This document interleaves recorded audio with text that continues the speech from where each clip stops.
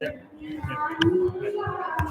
keep moving. I'm going to stay with you with the wire.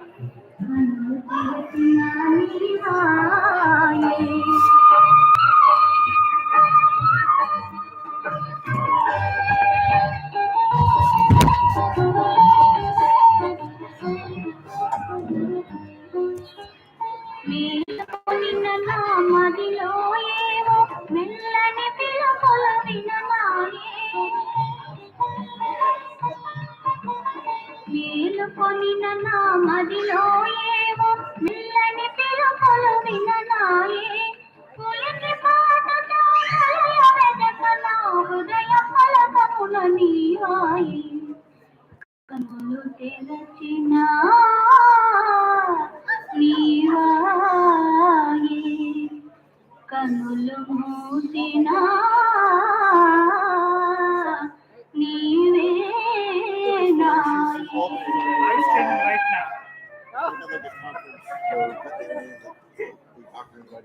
I saw that.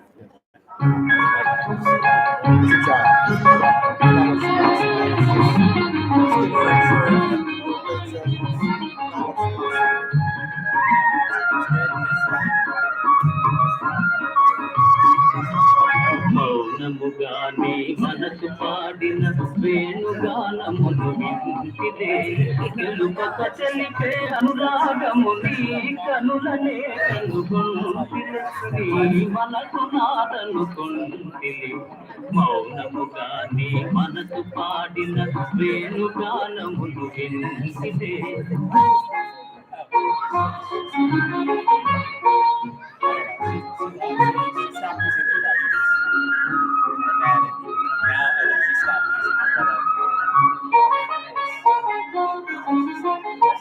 కదిలి కదలని లేత పెదవుల తేనెల వానలు కురిసెనులే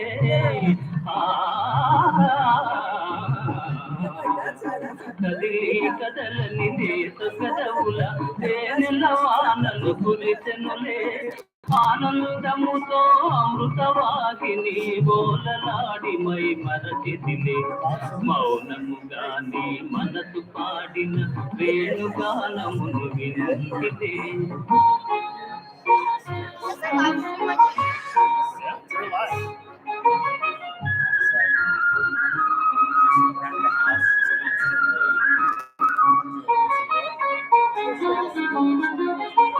ముసి ముసి నవ్వుల మోముగని నందేలు కొంటివని మురిచితివే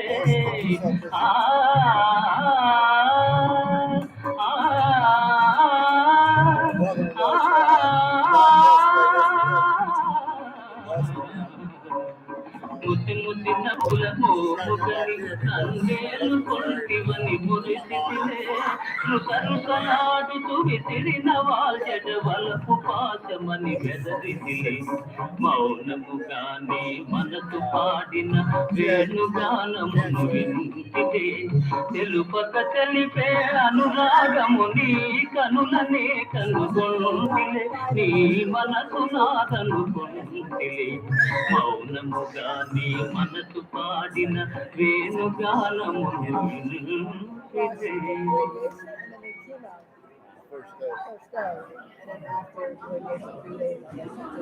కోలు కోలు ఎన్న కోలు నా స్వామి కొమ్మలిద్దరు మార్చిదోడు కోలు కోలు ఎన్న కోలు నా స్వామి కొమ్మలిద్దరు మార్చిదోడు మేలు మేలో ఎన్న మేలో నారంగా కొమ్మలకు వచ్చింది మేలు మేలో ఎన్న మేలో నారంగా కొమ్మలకు వచ్చింది ముద్దు కొమ్మలకు చూడాలి జోడు కోలు కోలో ఎన్న కోలు నా స్వామి కొమ్మలిద్దరు మార్చి జోడు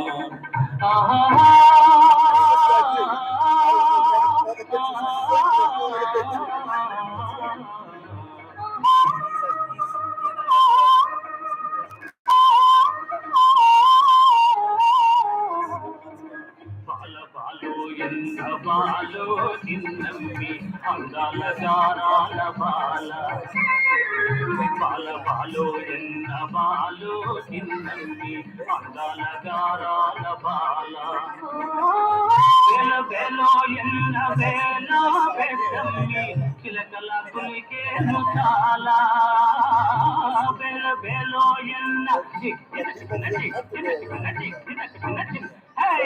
బెల బెలో ఎన్న బెల పెద్దమ్మి చిలకల కులికేను చాలా ఈ వేళ పలికితే ముత్యాలు రాలా ఎన్న గోలో నా సామి కొమ్మలిద్దరు మంచి జోడు ఆహా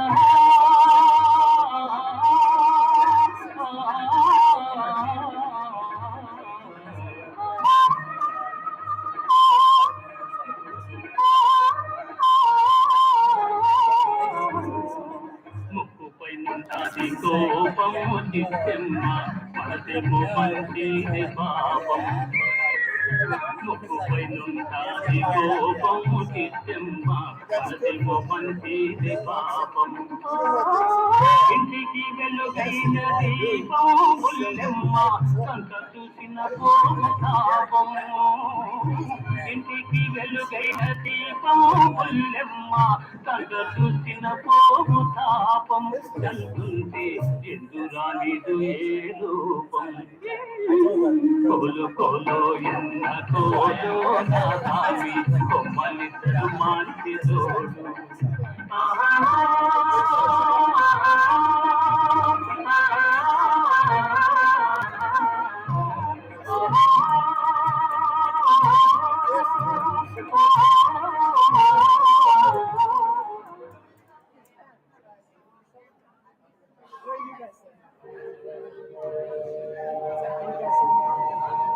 We have to decide. Yeah, it's like forever. I don't think my mom's did. It's probably somewhere. Yeah, it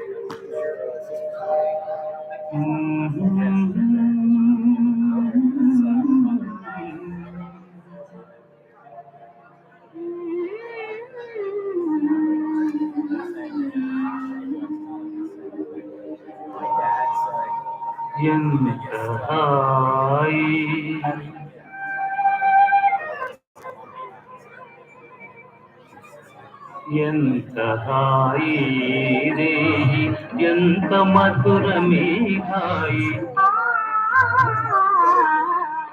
ఎంత హాయి రే ఎంత మధురమీ హాయి చందమామ చల్లగా మత్తు మందు చల్లగా పన్నీటి జల్లు చల్లగా ఎంత హాయి ఎంత హాయి రే ఎంత మధురమే హాయి ఎంత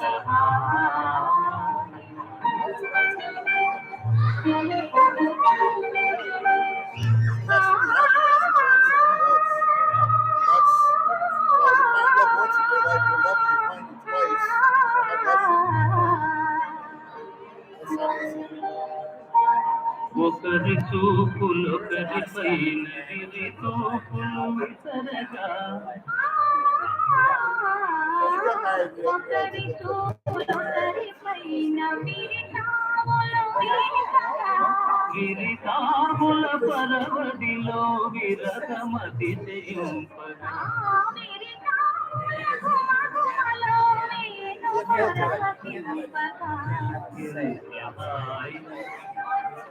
ఎంత హాయి ఎంత మధురమే హాయి ఎంత హాయి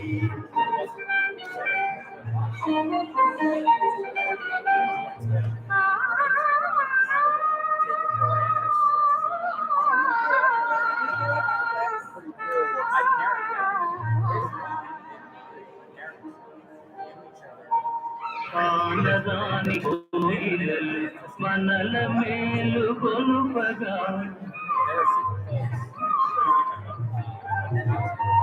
ఆనరాని కోయిలలు మనకు జోల పాడగా మధుర భావలాహిరిలో మనము తూలిపోవగా మనము తేలిపోవగా ఎంత హాయి ఎంత హాయి ఎంత మధురమే హాయి చందమామ చల్లగా మత్తు మందు చల్లగా ఎంత హాయి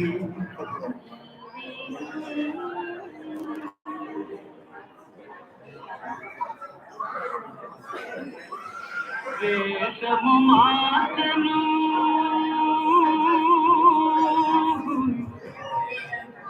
భాషను మాటను మోసము నీచెను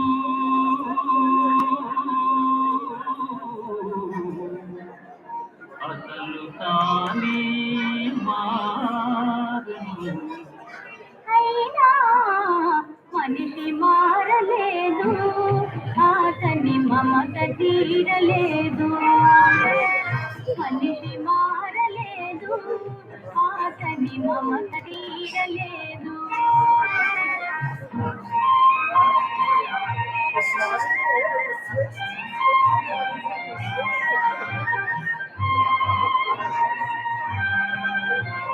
క్రూర మృగముల కోరలు తీసెను ఘోరారణ్యముల కవించెను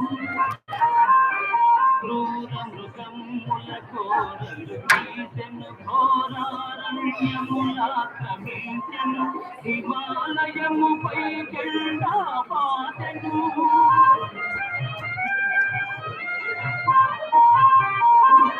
హిమాలయముపై జెండా పాతెను ఆకాశంలో దిగాలు చేసెను అయినా మనిషి మారలేదు అతని కాంక్ష తీరలేదు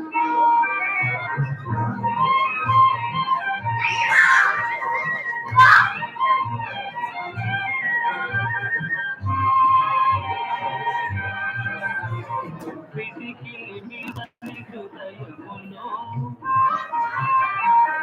కదలిని మీదిన ఆశలు దాచెను పిడికిలి మీదని హృదయములో కదలిని మీదిన ఆశలు దాచెను వేదికలెక్కెను వాదము చేసెను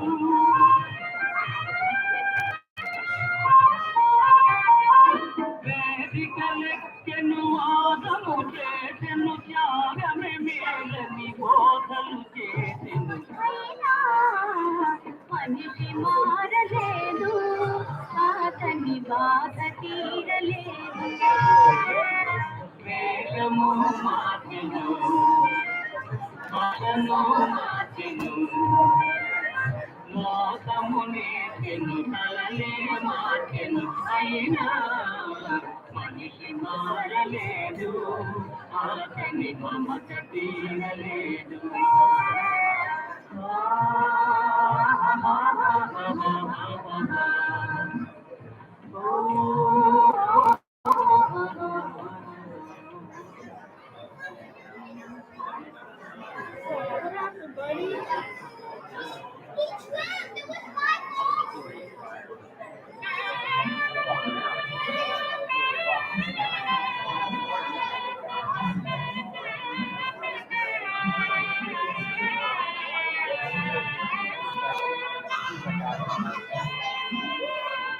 అలిగిన వేళనే చూడాలి కోకుల కృష్ణుని అందాలో అలిగిన వేళనే చూడాలి రుతరుతలాడే తోపులలోనే రుతరుతలాడే తోపులలోనే ముసి ముసి నవ్వుల సందాలో అలిగిన వేళనే చూడాలి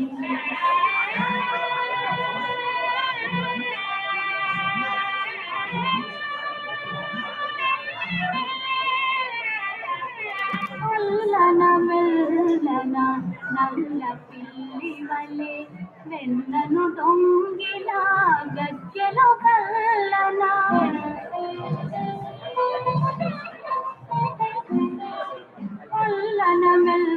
వేళన నల్ల పిల్లివలే పెన్నను దొంగిలా గజ్జెలు గల్లన తల్లి మేలుకొని దొంగలు చూసి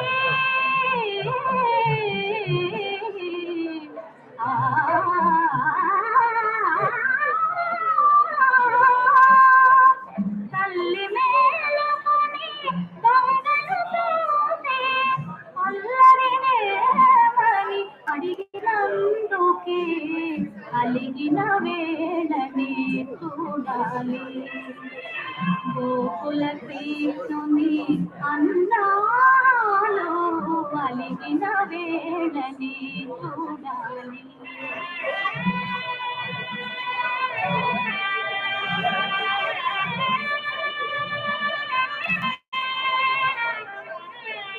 మోహన మురళి గానము వినగా కహకహలాడుతూ తరుణులు రాగా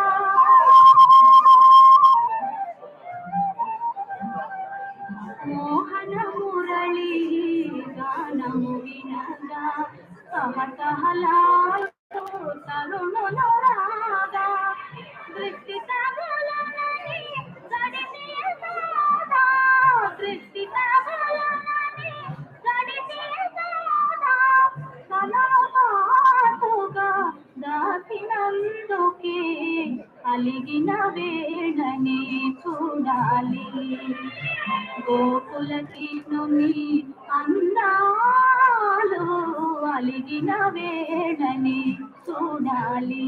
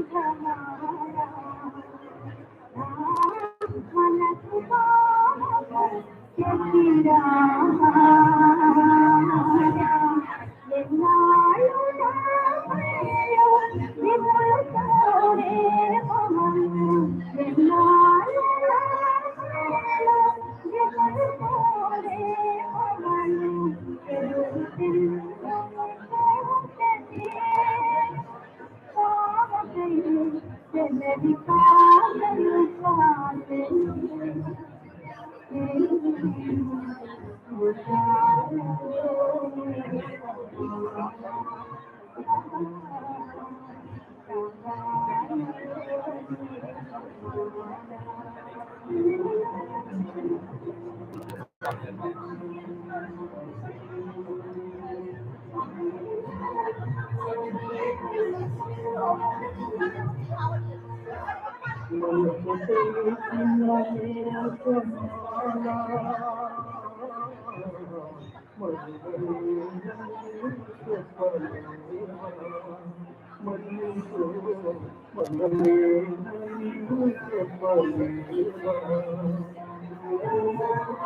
కళ్ళు తెరచిన గాని కళ్ళు మూసిన గాని కళ్ళు తెరచిన గాని కళ్ళు మూసిన గాని మళ్ళీ రూపే నిలిచెనులే నాకెంత మళ్ళీ మాదే తెలిచెనులే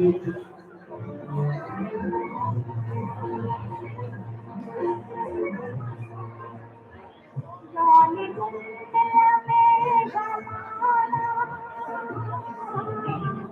కావలేని ప్రతిపదాల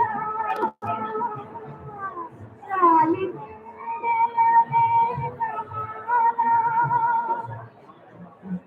కురియుతా కన్నీరు గుండెలో దాచుకుని వానజల్లు కరిసిపో కన్నీరు వానవాలులలా వదోరా.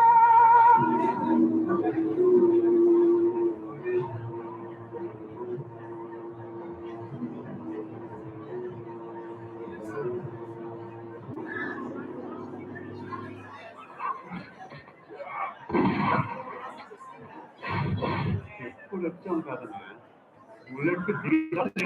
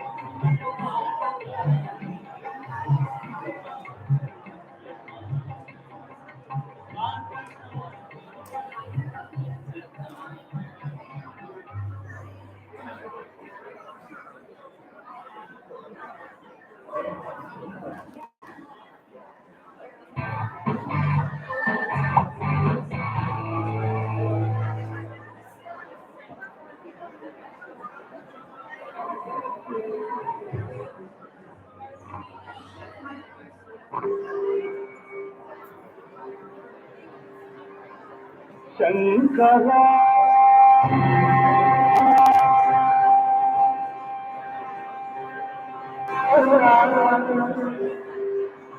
నాద శరీరా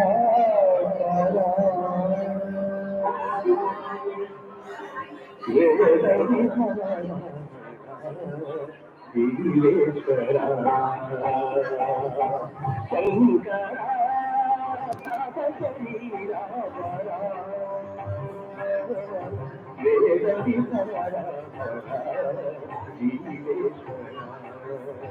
శంకరా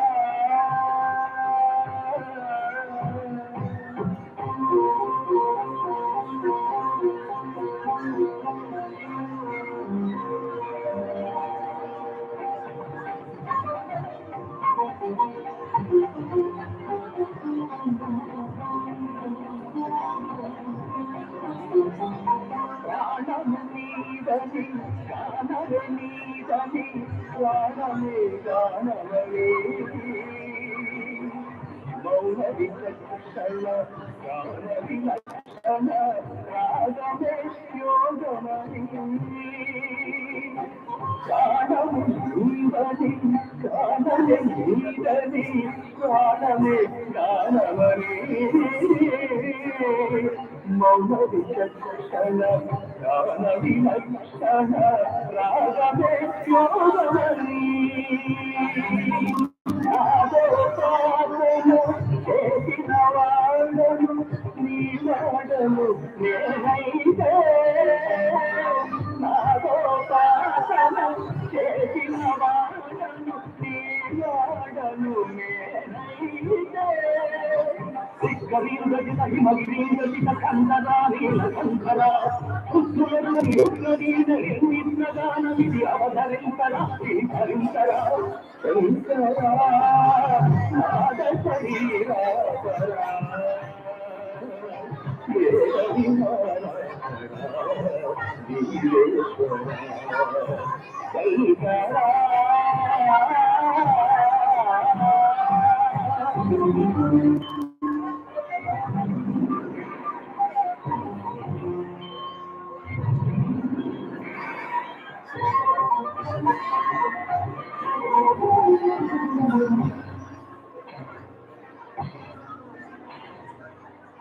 మెరుపులు మురిసేతనముల చిరు నవ్వులు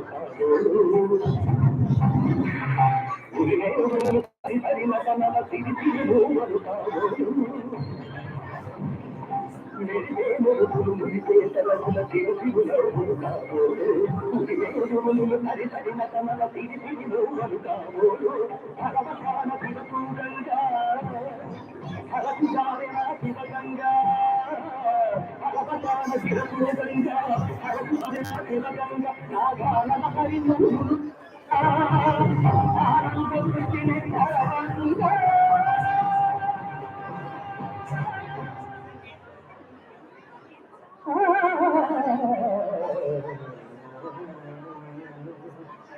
శంకరా నాద శరీరా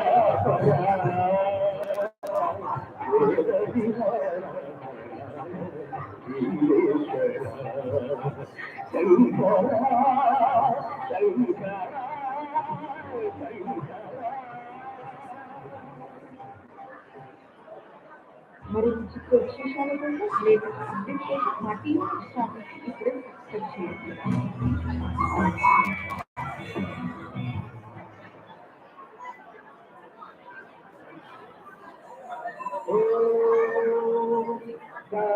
వేదతే సుమవానతో భమరాజీయతే స్మితహాసి వేదః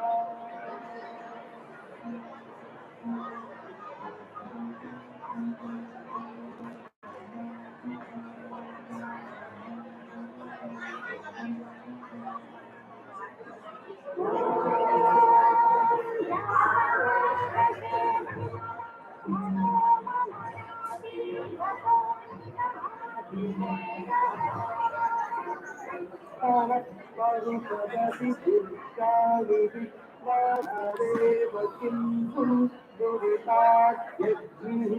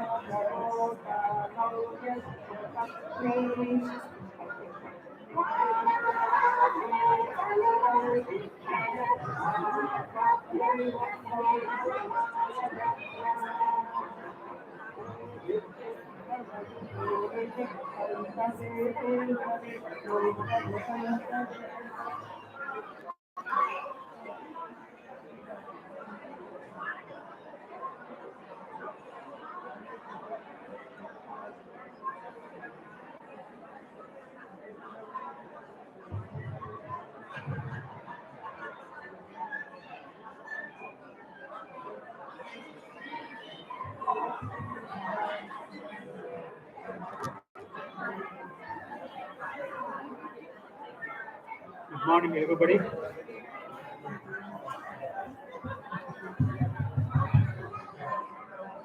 Good morning.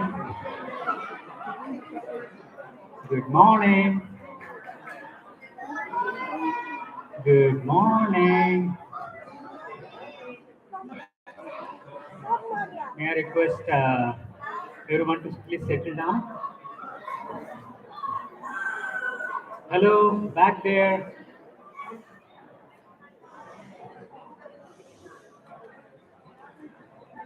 Once again, good morning, everyone. Thank you for coming here today and, you know, helping us celebrate.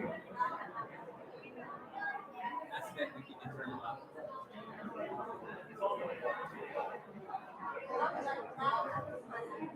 Okay, how about now? Okay. Good morning, everybody. If you could settle down, we'll kick off the celebration. Thank you for making it here today. Such an awesome day. So,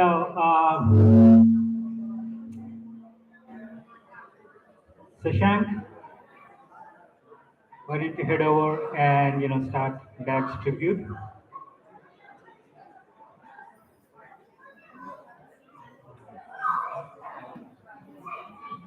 If everyone in the back can please be seated. Aaron, Aaron Dobb, can you please sit down?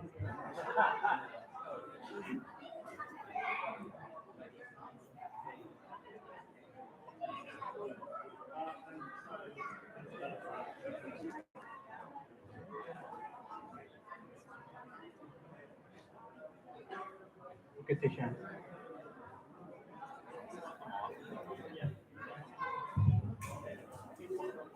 Hello?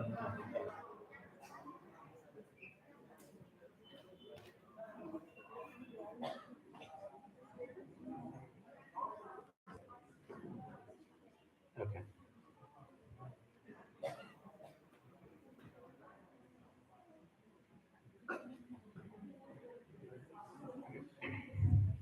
Um, Hi, everyone. I'm Sasank, Adi's son, the youngest of three. So my two sisters are here as well. Well, it's so great to have so many longtime friends and family here today to celebrate the life of my father, Adi Aleti.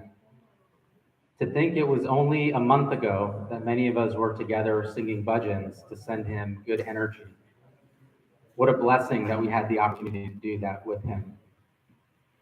Dad would truly want this to be a celebration, a happy occasion to cherish his life and legacy.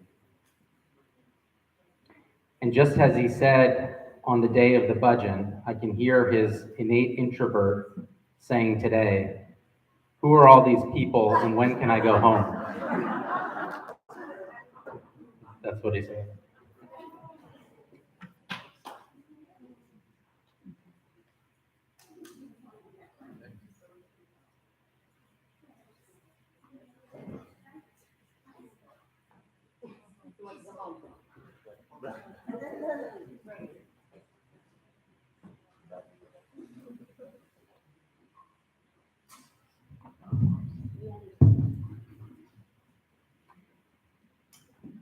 Dad was always so proud of all of us. I am grateful to be able to share how proud I am of him and of the life he lived and built from such humble beginnings. For those of you who don't know, Dad had to overcome enormous odds right from birth. He was born into incredible poverty in 1936 in Rajahmundry, Andhra Pradesh in India. His father was a World War II veteran who lost his first wife and children from a prior marriage in a devastating fire accident, and as a result was hardened and often emotionally and physically unavailable. My dad's mother was a pious and loving woman who held the family together through her meager earnings cleaning homes in their village. But that wasn't always enough to put food on the table, and my dad and his sister would sometimes have to go hungry at night. Dad couldn't afford textbooks, so he would borrow his friends' books overnight, read them by candlelight, memorize the materials, and somehow ace the tests. Despite those difficult circumstances, Dad only had happy memories about his childhood and was fiercely dedicated to his parents while they were alive. Somehow, Dad eventually found his way to the famed Indian Institute of Technology for college and would graduate from Kharagpur with first-class honors in one of IIT's first graduating classes, receiving his diploma from India's first Prime Minister, Nehru. That achievement and the resulting opportunities it created would forever change Dad's life and the trajectory of the Aleti lineage for generations to come. Dad's path to the United States was another legendary story, and more importantly, an example of one of the qualities I admire most about him: his steadfast, principled approach to life, no matter what the consequences may be. Dad was invited to interview for a scholarship sponsored by the government of India in 1963 for an all-expenses-paid PhD program overseas. In his interview, he was asked on the spot to derive a complicated engineering theory related to fluid dynamics. He answered so thoroughly, so masterfully, that they offered him the scholarship on the spot, despite scores of students still waiting outside to interview. The only problem was that the scholarship they offered him was to study in London, and my dad was staunchly against British colonialism and their occupation of India. Without hesitation, he told them that he had to decline as he refused to study in England. He would only consider going to the United States. Now remember, this is a man who came from nothing, and there was a line outside the door of people ready to take his spot for this life-changing opportunity. Yet he still couldn't be swayed to abandon his principles. He left the interview, and later that day, the government representative called him back to say they really wanted him and would send him to the US. But after reviewing the list of schools that my dad deemed unimpressive, He again politely declined and gave them a list of schools he would consider. Finally, days later, the government representative called him back and said they could only send him to state schools, and UC Berkeley was top notch. Since it was on Dad's list, they finally had a deal. This was a hallmark characteristic of my dad. There are countless examples of this theme in his life, and to be candid, it didn't always work out for the better like it did in the UC Berkeley story. In fact, his principles mostly got in the way of outward success. But that is what makes me so very proud of him.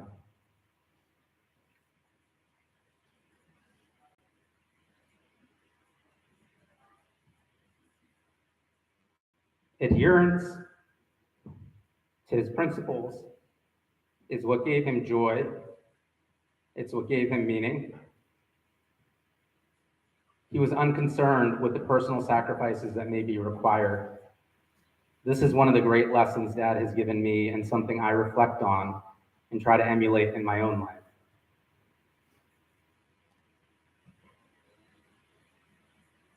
Another aspect of Dad that I will cherish was his role as my advisor.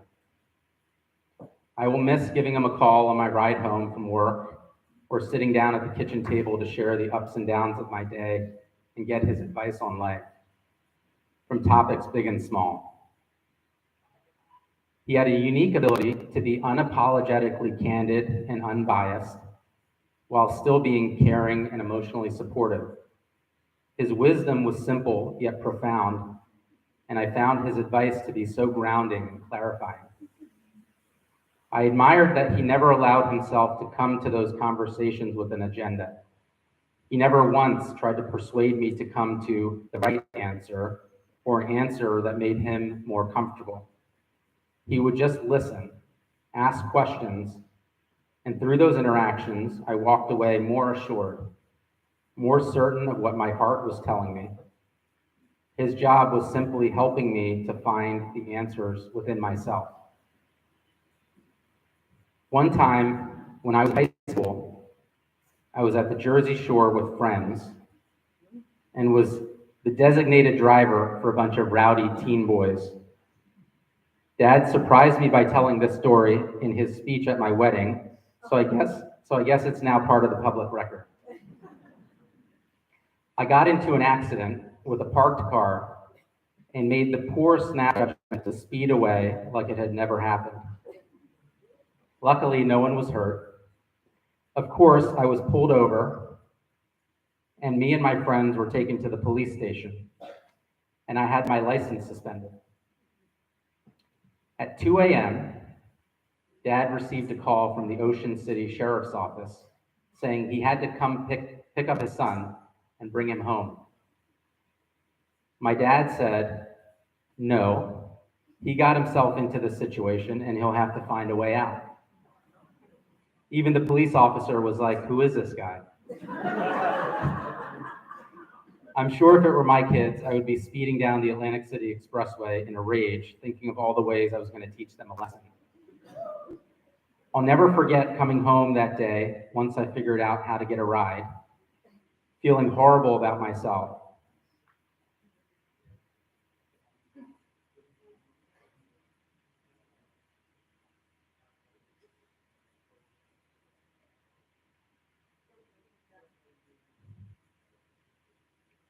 When I saw my dad, he had no anger, no judgment towards me, didn't make me feel ashamed, didn't ground me. He just said, what did you learn? And then we talked as friends for several hours. And when my mom got home, he left it to me to do the hard job of telling her exactly what happened. The way Dad showed mercy on me and let me feel the weight of my own actions without adding or subtracting from them has shaped me and my character in so many ways for the better to this day. Not long ago, I was wrestling with a major career decision and I sought out my dad's sage advice. He said, I can't advise you anymore. Your decisions now are beyond my scope of expertise. I'm here to support you and cheer you on. Of course, I still craved and benefited from his clarifying counsel. But this was his way of saying, I have faith in you and have taught you how to find those answers within yourself. Even though Dad isn't physically here, I know I'll be able to continue having conversations with him in my heart and seek his advice and blessings.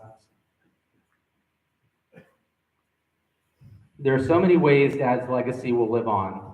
He will, of course, be remembered for his brilliance and exceptional academic achievements.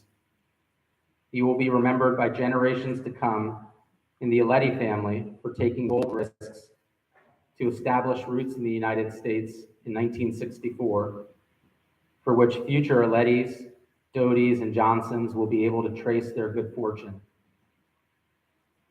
He will be remembered for being a dutiful husband to his wife of, as of next week, 64 years, whom he loved dearly and literally could not function without.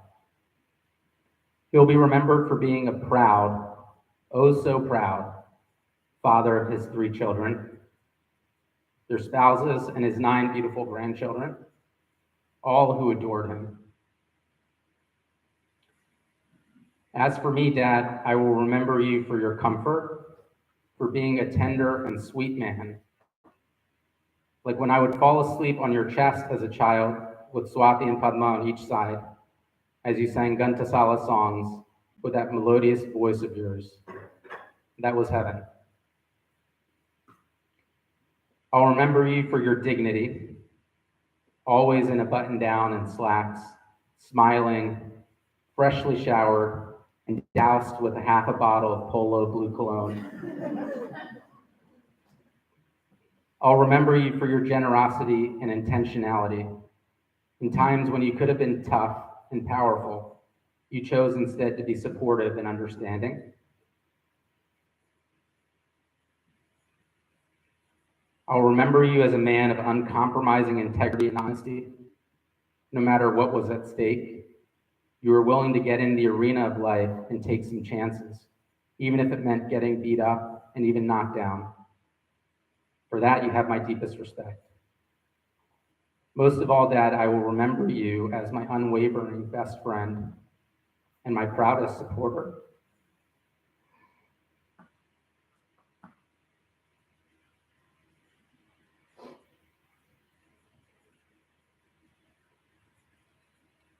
I'm so fortunate to have known you as a person, but I won the lottery to have you as my dad.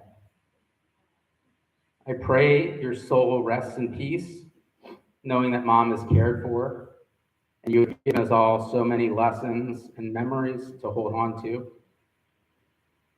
Dad, I will miss you dearly, but I know this is not goodbye. So instead, I will end by saying, until we meet again. Love you.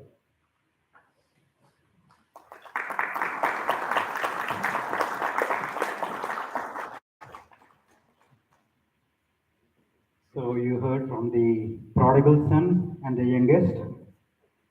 Now you'll get to hear from the second child, the loud one, Swati and Jeevan.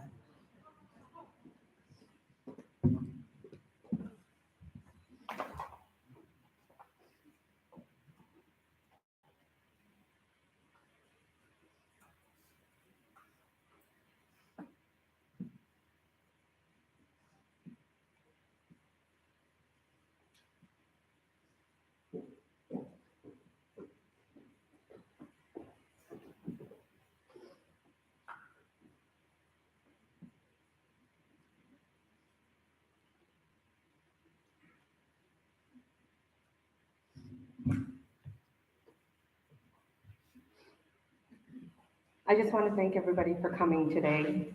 My dad, like Sasank said, would probably be thinking this is the craziest thing because he never liked being any attention on him, never liked having large gatherings, and he never liked having to talk to people endlessly. And he probably already asking someone to pull up the car to go home. So we really are so grateful that you all have come. Today I'm going to read something that I composed a couple of days ago, and forgive me if you've heard it already, but it's just, I can't think of a better way to talk about my dad. To my dad, who we often refer to as Tata, Dr. Adi Aleti died on May 11th at 10:31 p.m. at night, surrounded by so much love and peace. My sister, brother, and I were with him, and surrounded by his grandkids, he peacefully departed with mom by his side in their home in New Jersey. Dad had an amazing life, and my mom was at peace. My dad's life was nothing short of an epic movie, as described by Sasank. But his fancy titles of PhD, PE, MD, they weren't important to him. It was his relationships to his family. My mom, she was his rock, steady and unwavering, and she was the love of his life. He couldn't be away from her, and we all knew that. He supported his parents until the day they died, and he taught that to us, and he installed that feeling of always needing to be with our parents. But what my dad said his most treasured accomplishments was us, my sister Padma, my brother Sasank, and myself, and our beautiful spouses, Babu, Michelle, and Jeevan. And of course, the light of his life, all 9 of his grandkids. He lived for them. He lived always for them. My dad dreamed big for us, and he helped me in my path to medicine. I remember how heartbroken he was when I was waitlisted, but he had no doubt that I was going to be in and get in. And of course, when I got my admission into medical school, he threw me in a car and raced up before the office closed. And I remember the whole way up, he just kept telling me, I knew you would do it. I knew you would do it. He was always like that to us. He made us feel like we could do anything.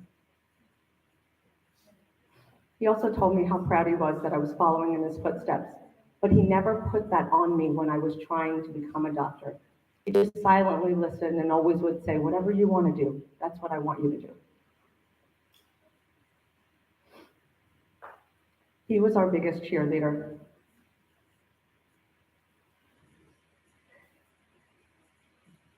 Every step I had to take in my life, him and mom cheered me on more than anybody. But it wasn't me. I wasn't unique. He did that to my sister, my brother, to the grandkids, to mom, and anybody else that sought advice for him. He was their cheerleader too. My dad never doubted me, and I'm forever grateful. He gave me permission to marry my late husband, Christopher Jacobs, knowing that it was going to end in such sweet sorrow.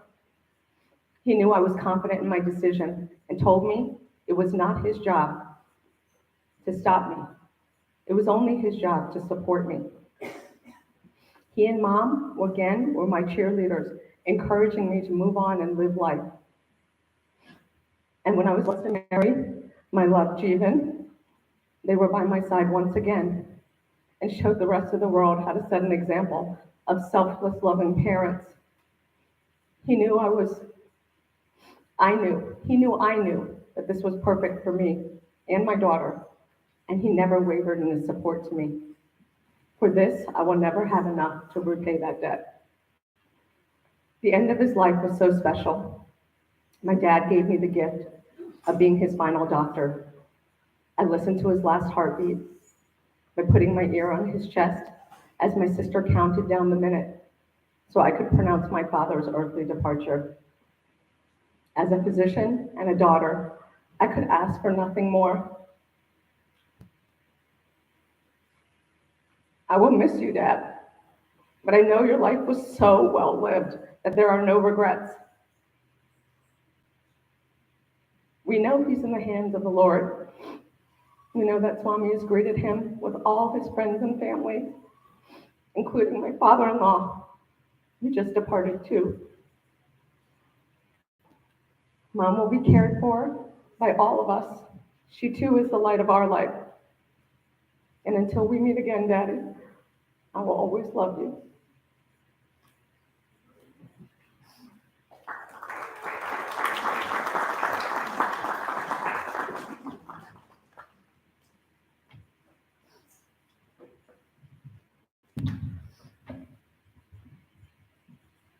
Hi, everyone.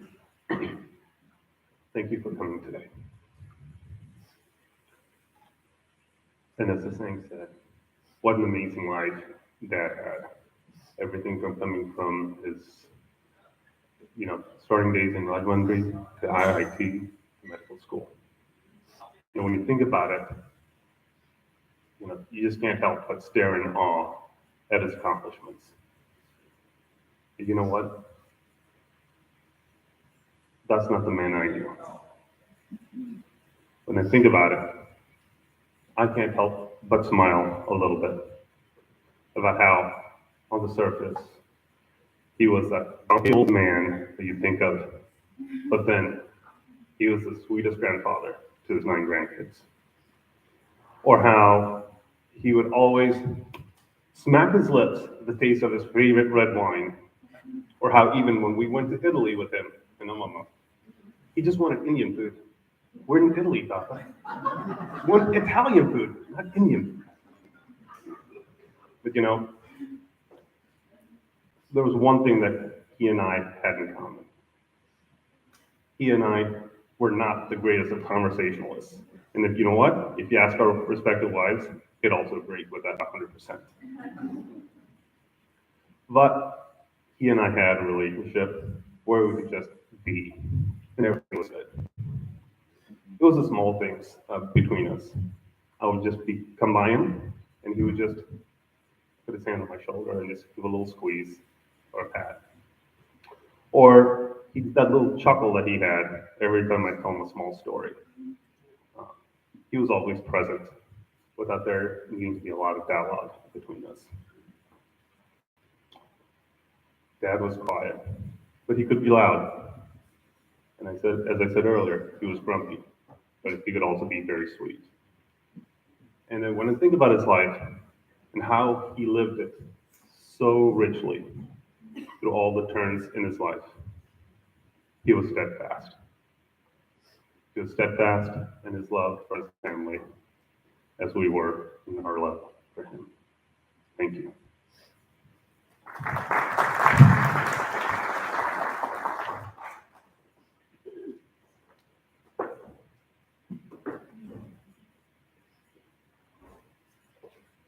So when Shashank was growing up, he used to tell Mom, one day I'm going to bring you Sita, right?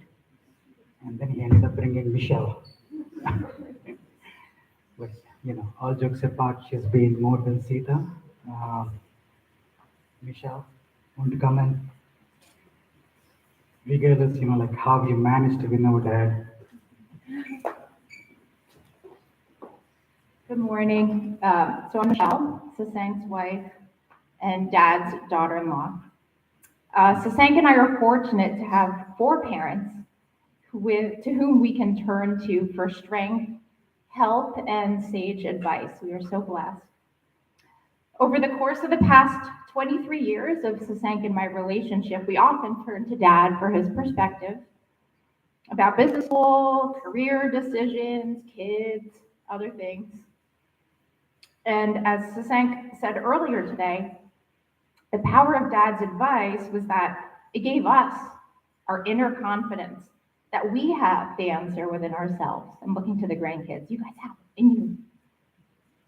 However, after our chats, one remark that Dad would always conclude with was the notion that this world exists on a wavelength. Let's do this. And that Sasank and I should always remember to exist on a different wavelength.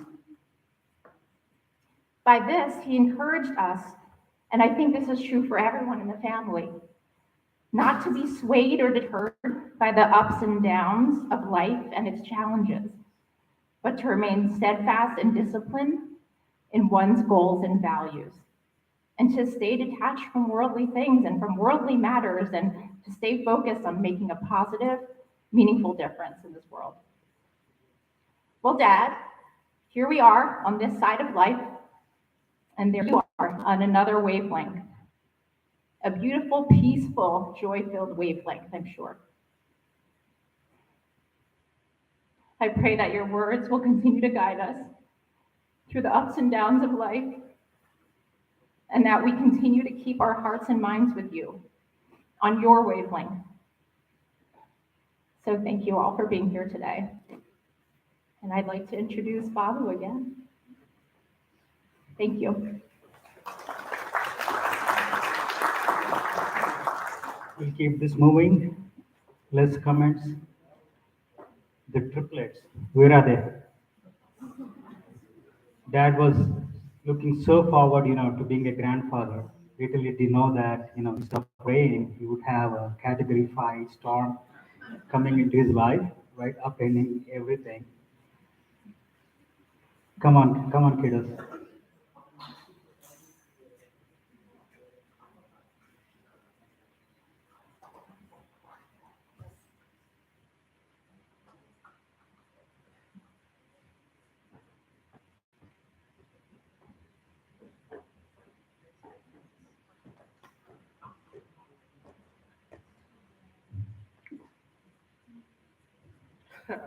Thank you, everybody, for coming here today.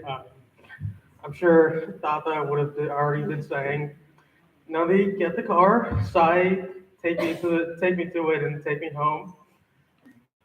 But firstly, I just want to thank Amma for all her 60 plus years of love and marriage that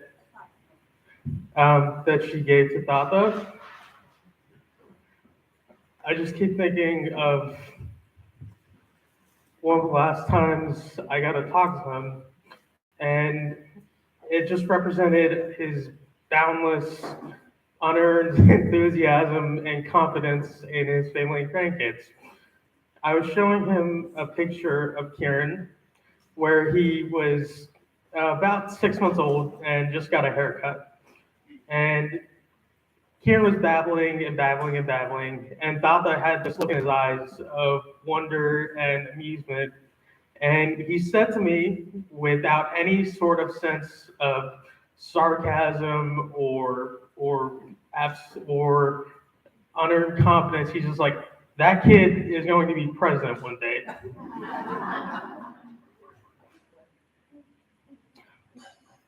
And I just keep thinking back to all our conversations, and more specifically, when I was a junior in high school, I got to interview him and talk about his life.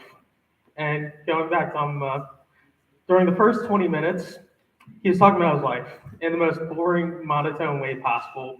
This man lived the life of Forrest Gump, but he talked about it like it was Saturday morning news.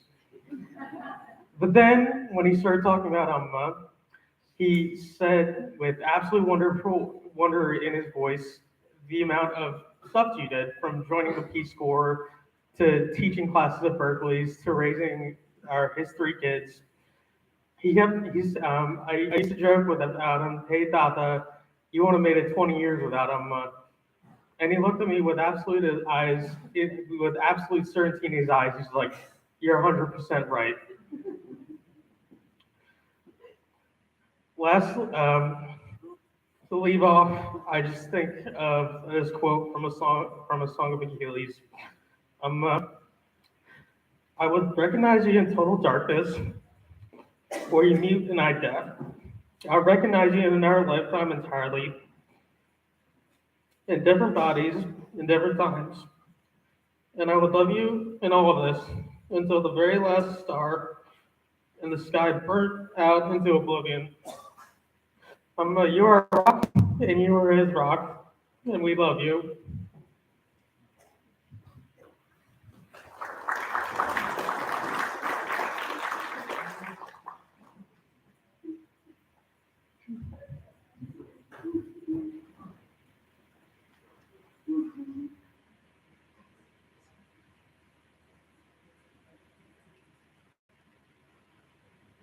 I remember Tata as someone who always stressed the importance of perseverance and hard work.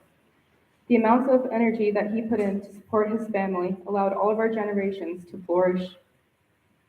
I have been extremely blessed to have had him as my Tata for almost 24 years. Many of my best childhood memories consisted of visiting him and Amama, and taking my brothers and I to the dollar store to pick out toys, and building beds with layers of blankets to sleep on their bedroom floor, despite there being 2 extra bedrooms. Tata would always indulge us, quietly taking us to do an activity or allowing us to sit with him while we ate a treat and he watched Seinfeld. I could always count on him to support me and to show up for me. As anyone in our family could tell you, Tata was always our biggest cheerleader. He'd be able to make clear how abundantly proud he was with just a few words. During times of difficulty and doubt, Tata would be there to offer his support. When we were young, I'm sure we annoyed Mom and Dad with how many times we ran to Amma and Tata when we didn't get what we wanted. And of course, they would always be the first to indulge us. As we got older and our problems more serious, Tata would still remain to be that reliable presence. He would always pick up the phone whenever I called, and he would still come to us without hesitation if we asked. I was fortunate enough to be given the opportunity of staying with my Tata during these past 2 years.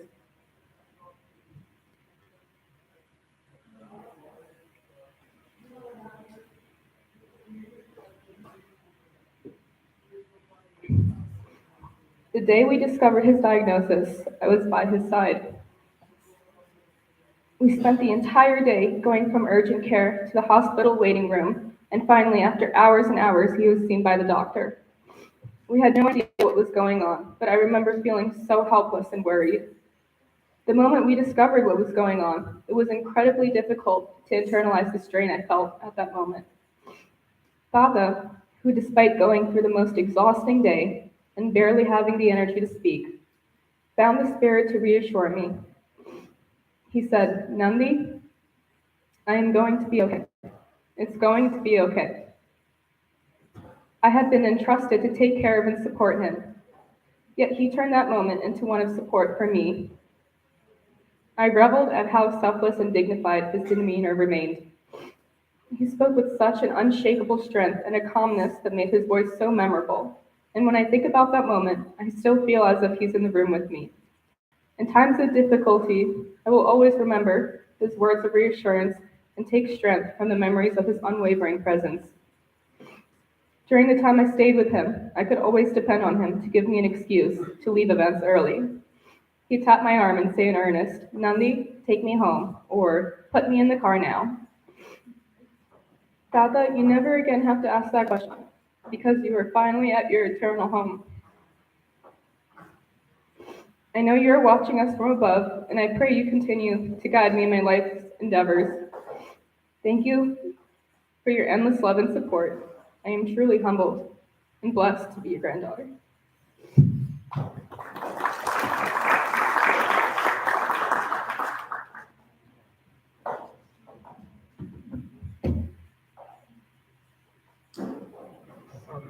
Good morning and or, good day to everyone, and thanks for everybody for coming out.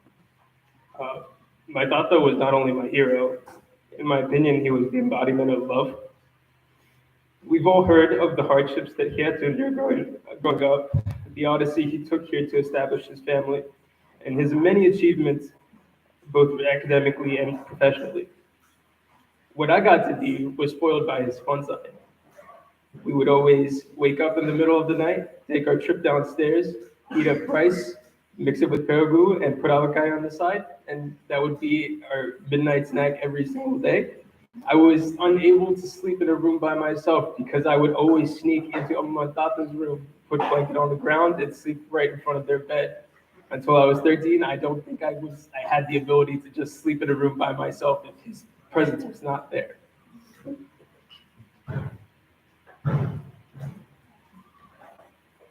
Amongst other things, he gave me my enthusiasm and my love of enjoying life's many gifts whether that be going to the theaters and enjoying Star Wars as soon as it comes out, or going to the nearest Indian restaurant for his dosa and his idli. I think that I inherited many of his habits, good and bad, whether it's being a child and smacking my lips every time I eat food, or my now sense of humor that's in tune to like Curb Your Enthusiasm and some else.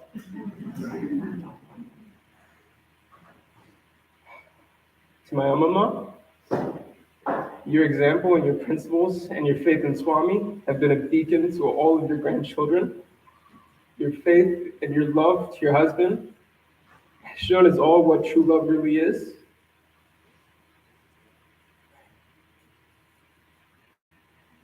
And we are blessed to be your grandchildren. Papa, I just want to say,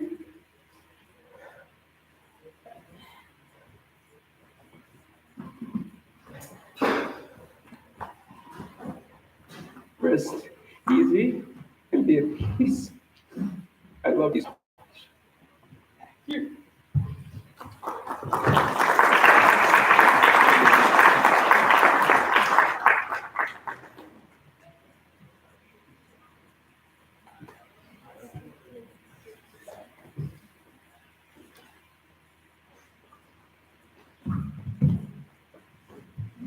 She was the only grandchild that dad ever screamed at, calling her names, the S word, the I word, the R word. No wonder she's learned her alphabets very fast. Along with her siblings, Asha will tell us why she will never eat a banana in her life again. The Johnson, come on.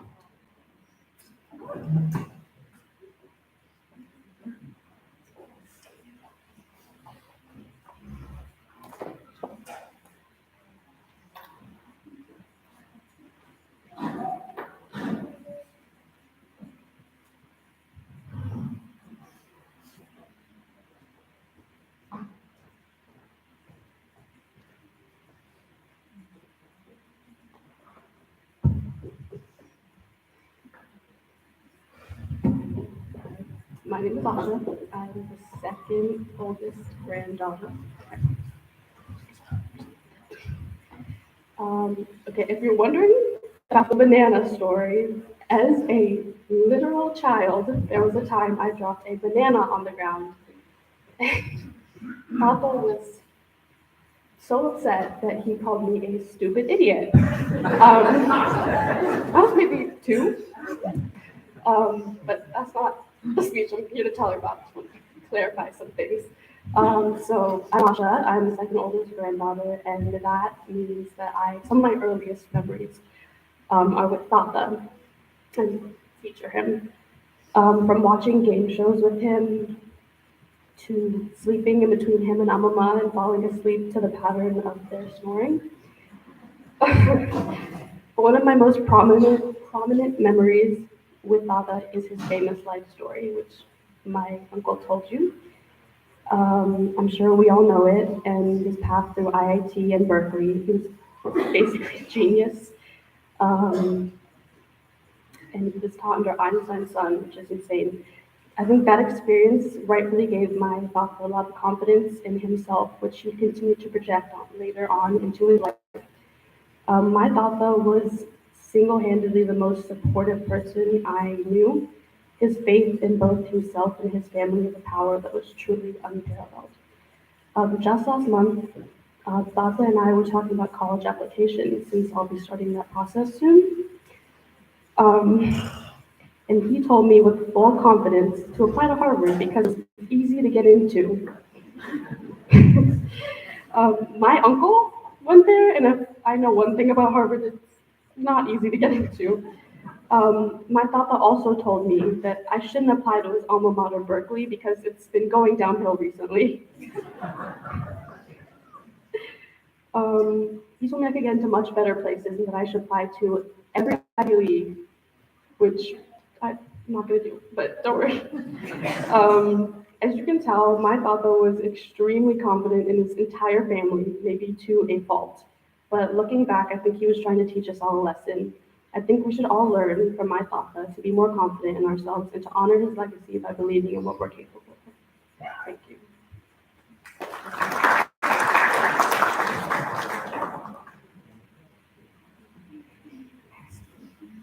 Hi, my name is Leela, and I'm sorry.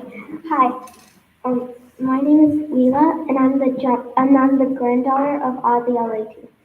Today, I'm going to share a story that's about my father that is really funny and close to my heart. So one day, while my parents were doing something, it was just me and my father sitting at a table. He whispered over to me to come over, and I did. He asked me if I could have some ice cream. Now, I know that Papa is a diabetic, so he can't have much sugar. So, so I put a little ice cream in his bowl, and he said he needs more. I put a little more in the bowl, and he said just a bit more. So I put one more spoon of ice cream, and he said, some more. So I put a little bit more and showed it to him, and he said, that's way too much. Why'd you give me so much? Thank you for letting me share such a funny story about my beloved Papa.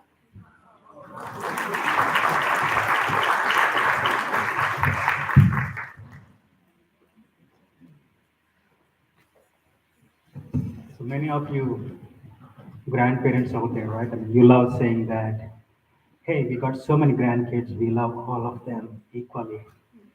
Nah, right? So, yes, when your son has children, obviously you're happiest. And when Seshang had his third one, that's when dad's face really lit up. Finally, my family lineage is going to go to the next generation. So, the Aleti grandkids, please come up and share your stories about Tata.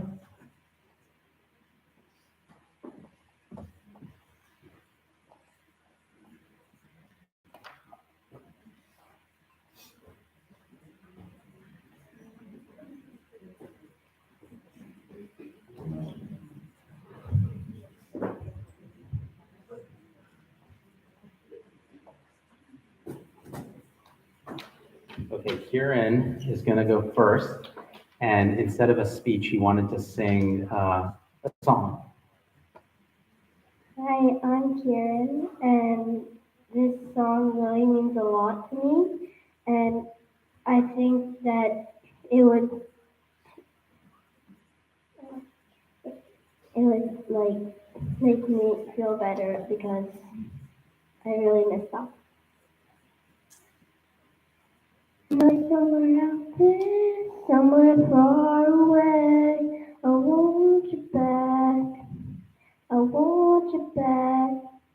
At night when the stars light up my room, I sit by myself, talking to the moon,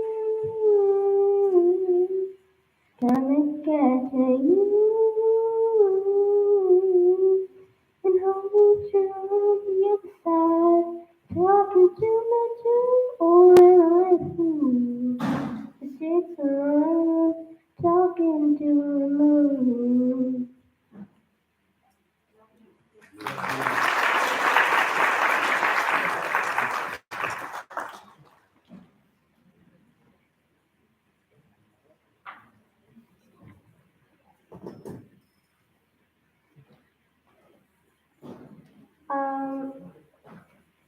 Me and my sister are also going to be singing a song, but we thought it represented our love for Fanta and most importantly our non-emotive love for him because we found it very inspiring to all of us.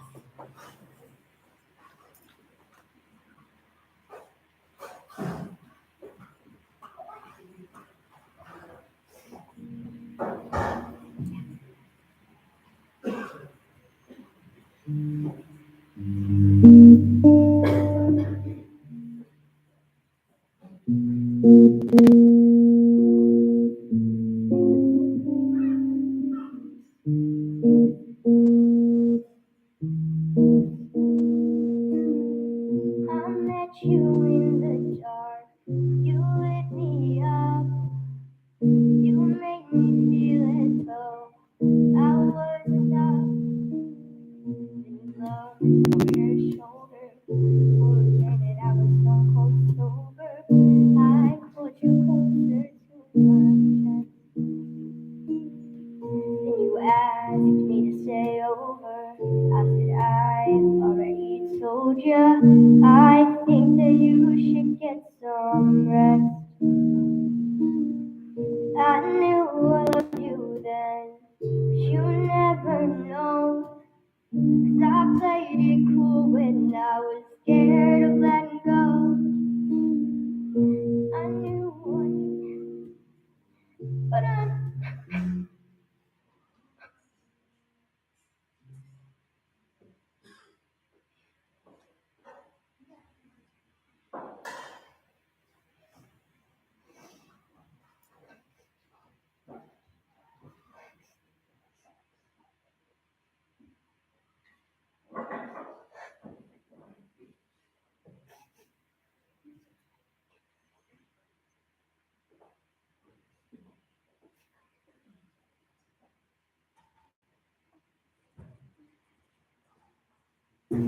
knew I needed you, but I never showed. Darling, I wanna love until we're gray and old.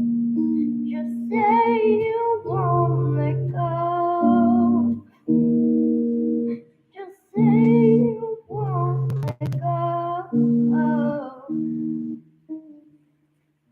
I'll wake you up with some breakfast in bed. I'll bring you coffee with a kiss on your head. I'll take the kids to school. Wait for goodbye.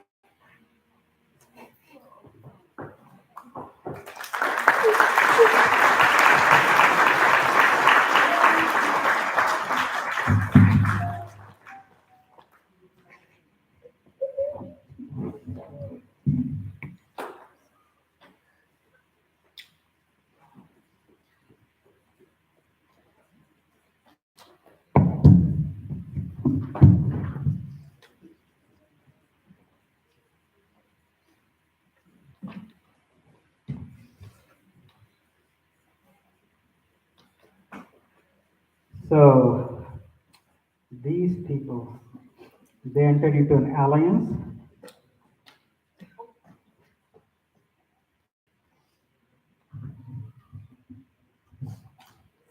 They entered into an alliance with the Aleti family as a result of decisions made by their children. In other words, they had no choice.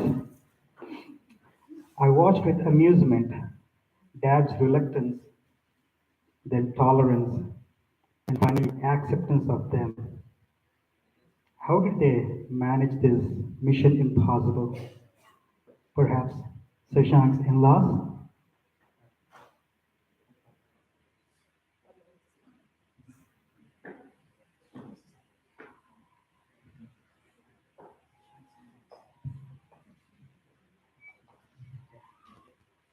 So before they regale us with their stories, here is the eldest daughter.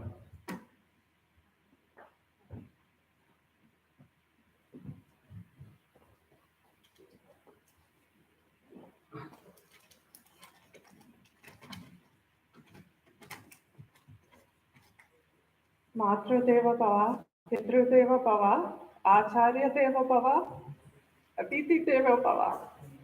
See God in your mother, see God in your father, see God in your teacher, see God in your guests. My father was an embodiment of every single one of these tenets, and he taught me to live by them. I was the first child born to my parents after many years of marriage. I was thoroughly spoiled. Daddy loved to tell the story that I was born prematurely in Menorah Hospital in Kansas City, steps away from where he worked. The nurses would comment that I would not eat unless he came for the feeding. That is where our bond began. When my crazy 18-year-old self decided to go to India to attend medical school, he supported me, very well knowing that I would face many trials and tribulations.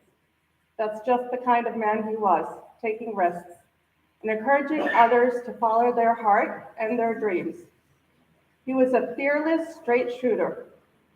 When the Indian government offered him to send him to Great Britain on a scholarship after he graduated from IIT, Kharagpur, he said, "I don't want to serve a country that ruled mine. Send me to the US of A."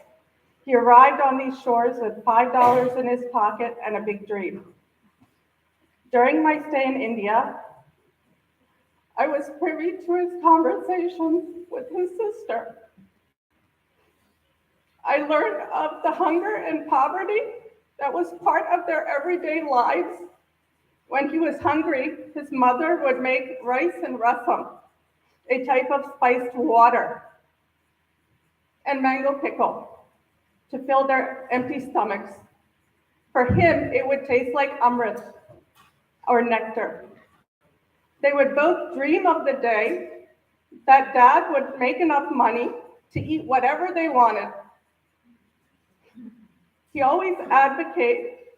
was always often sad that his sister couldn't even sign her name, a curse of child marriage. He always advocated for education and said, use your mind and not your body. After my kids started their education, he pushed me to go back to nursing school. And for that, I will be ever grateful.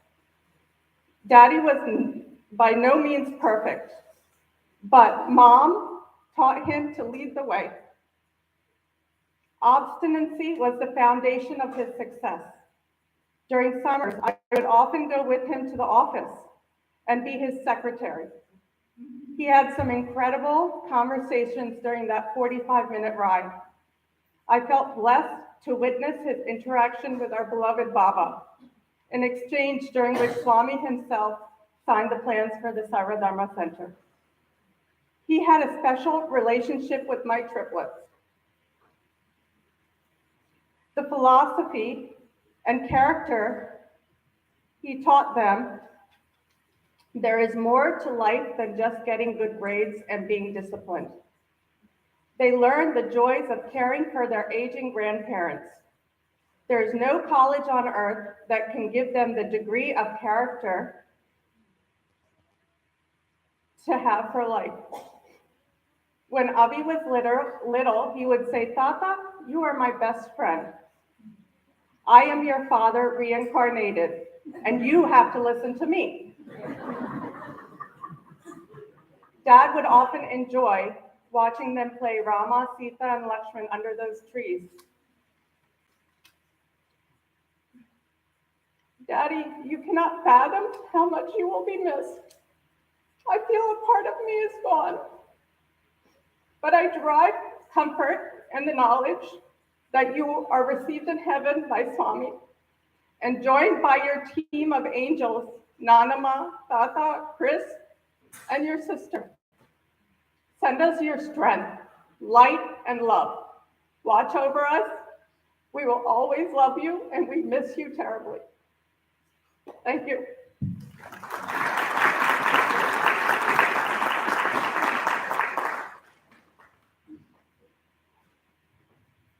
Yep. So, Dad and Mom raised, would you like to share your experiences with?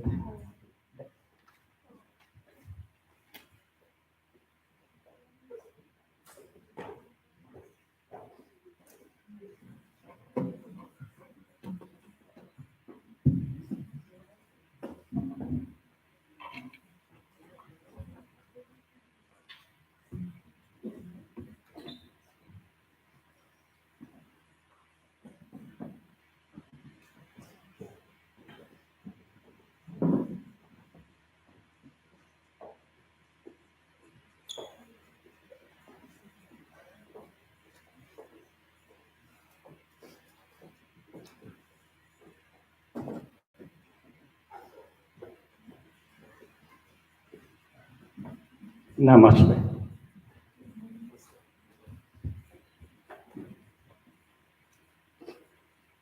about 23 years ago,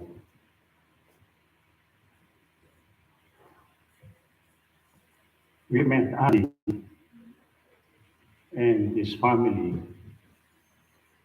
when we watched the celebration of July 4th in New York. That was the first time that we met Dr. Adi Aleti. After a couple of hours of talking to them, I had an impression that he is a kind, respectful, conscientious, and caring individual. Lo and behold, after all these years, they remain to be true. He is caring, respectful, conscientious individual. We had several sessions or memories that we shared together. My wife and I and Lakshmi were together in different occasions. One of which was in the Poconos when we had a wonderful time exchanging experiences, valuable experiences with our children. And I was so very happy. With respect, he said to me, you not only have a beautiful daughter, a smart daughter, but a caring daughter.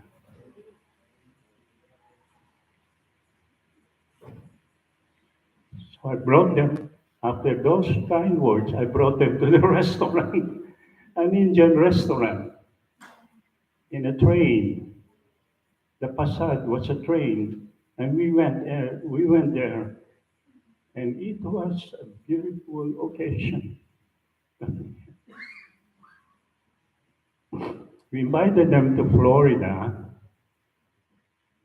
and just like the Poconos, we will not forget what we had experienced. And one day, Susank and Michelle told us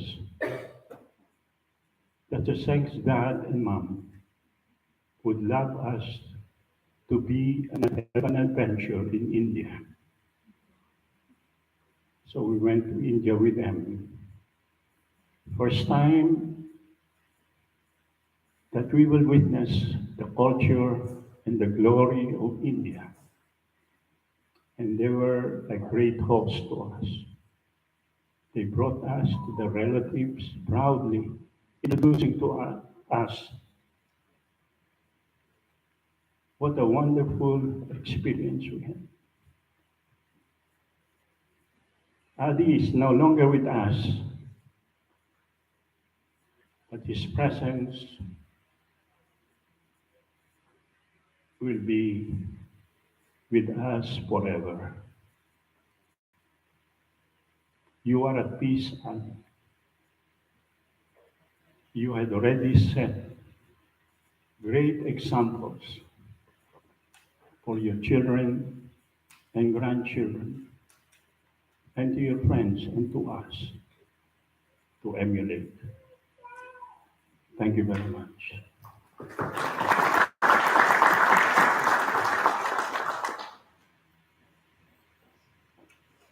I just want to thank Susan and the Aletis for asking us to share some memories of Adi. And as you can see in the pictures, most of the pictures there, we there too. That's how often we've been together. Now, the first time I met Addie, I said, my goodness, I like him already.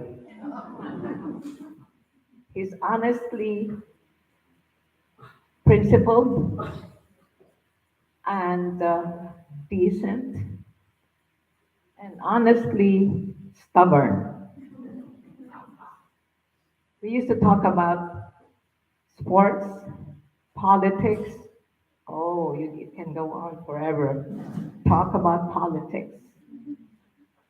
But he's such a person of principle that you can't change his mind. He will listen to you, but at the end of the day, it's still him. And as as Victor had said, um, the first time we met him was in New York City, and after that, it was funny because they were not married yet, so we were kind of tiptoeing around. Okay, and look here. Anyway, looking at Sasai. Okay, and so they finally married. And I'm looking around here. I see most of you were present at that wedding. And this is really almost a joyous occasion that you all are here to celebrate not just, just getting together, but celebration of life of Addie. Michelle and Susank, I think, are doing well. They have 3 great children. And Addie has really experienced the beauty of family with the 2 of them and the grandchildren. And I'm really so proud to be part of this family. We are proud to be part of this family. And there's more to come. And I know Addie's here. Addie's here. Whenever I see Susan, I see Addie. Whenever I see Karen, I see Addie. And to you, Lakshmi, we have your back. We're always here for you. You're not alone. And again, thank you very much for inviting us here today.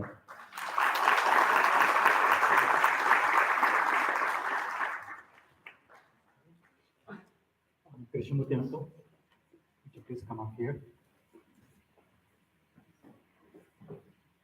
He lost 2 siblings in a span of 2 weeks in India. And then the following week, he lost his soul brother in this country.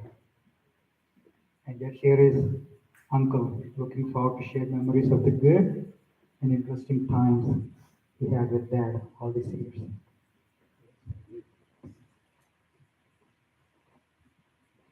My name is Krishnamurti, and I'm friends of Aleti family. Lakshmi calls me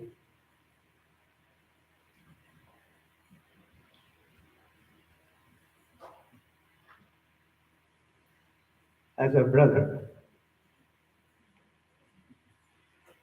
This friendship has taken a very long time.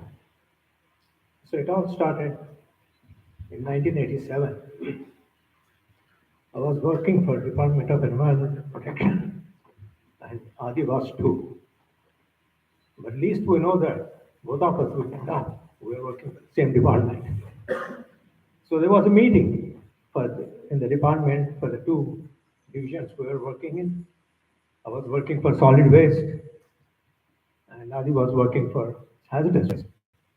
So he came in for a meeting, and I was the first person to receive him, and he totally ignored me. Literally ignored me, and I didn't feel bad at all.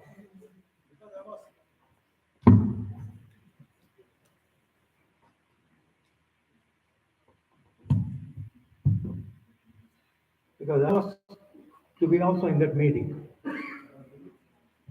So the meeting went well. I mean, the department meeting went very well. But our meeting, the friendship meeting, didn't go well at all. He just got up and left. I didn't give up. I was thinking myself, I got to get into friendship somehow because there was something in me that was telling, you have to be, you have to try, and you have to be his friend. So later on, in 1987 itself, we were at another family gathering, and Lakshmi and Adi were there. So one day I went and stood next to him to say hello, to start the friendship, and he moved away. I said, okay. Well, then as life goes on, in 1988, I think, he moved on, he left the department. Then I've never seen him again. Until 11 years. And until 11 years, we joined Medford Science Center in 1998. And I see him there. And with Swami's grace, the friendship clicked immediately, just like light. We started talking, and he said, yes, I saw you in the EP, in the meeting. I said, then what happened? You completely ignored me. He said, Ayya. He calls me Ayya. I also call him Ayya. Ayya is a very respectable term in Telugu.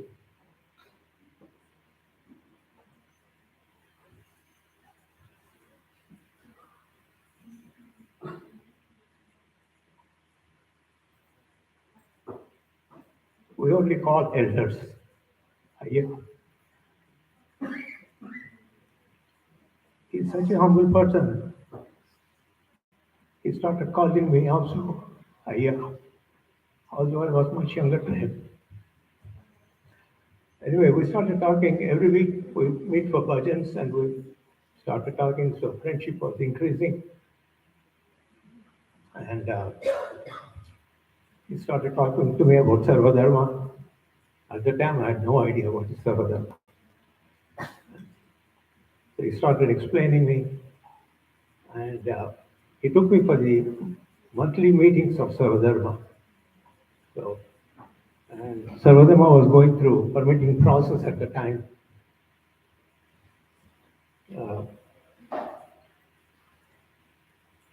So we attended a lot of meetings, from public hearings to the township meetings, to the county meetings, to the state meetings, utility meetings. But one thing stands out was the meeting with the county department. If you enter in Sarvadharma, to your left you see a stormwater basin. We submitted the drawings to the county because that's a county road and we have to take their approval, including the road opening permit to install the pipe. That was about 700 feet from that basin, from the stormwater basin to the river downstream. It's a Manasquan river there. So I was meeting with the county. So county said, Adi was with me. We were all together. I think Dr. Rao is here. He was also in the meeting. And some other members of Sarvadharma, engineers, we were there.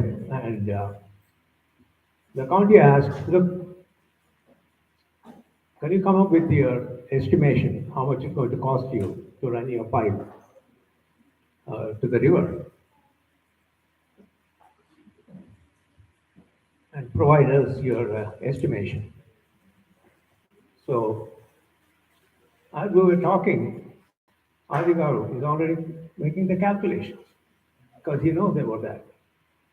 And then we come out, he said, Ayya, I have the number, shall we go in? I said, no, not so soon. Let's go home. They asked us to come in a couple of days, so let's go there.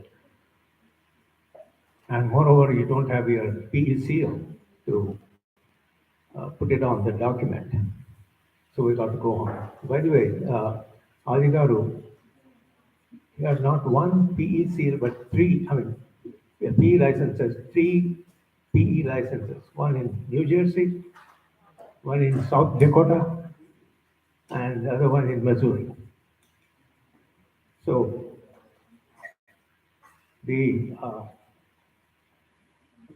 calculations were done, and following next week we went to the county and we offered it to them. The county engineers were there, the county clerk was there, and she looked at it and she said, yeah, we'll approve this estimation. The estimation was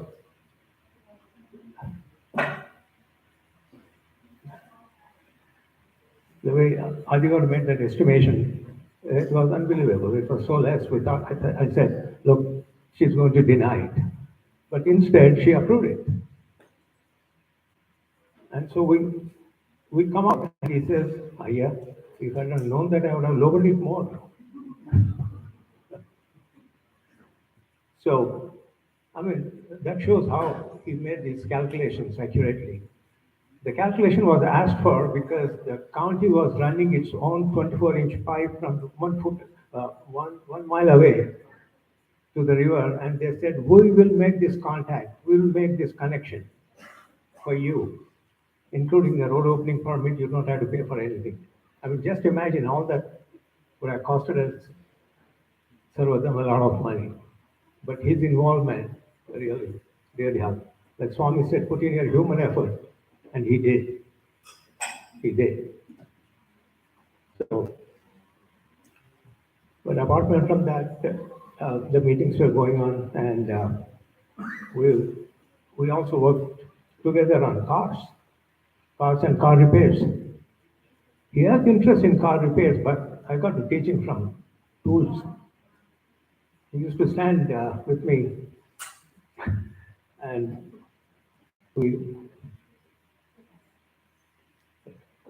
the car repairs, and then house repairs, and then we also together built a Swami's altar in their home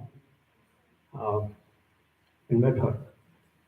Anyway, he has become my big brother. And talking about brothers,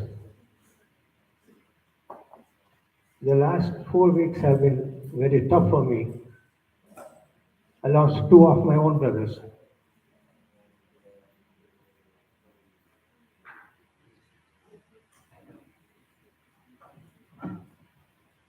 Two of my own brothers, 1 week apart. And then the news comes on May 11th that Adi murdered with Swami. It was quite devastating for me.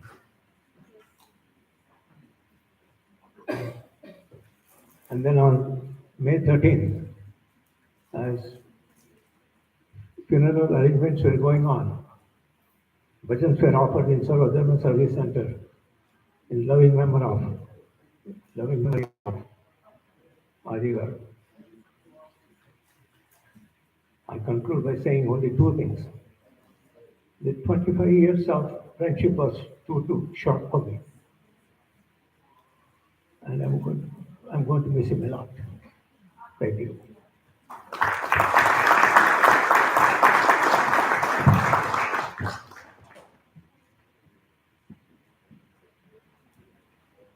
Hari, would you please come up? So, what was it like to share a bed with Dad? The only person who had this privilege, apart from Mom, is Keith, quite a character. And the person who introduced this character to a family is Hari. Now, you may want to blame Hari, but the person who introduced Hari to the Aleti family was my father. So yes, I think ultimately it's my fault. But Hari, please, Dad's de facto son.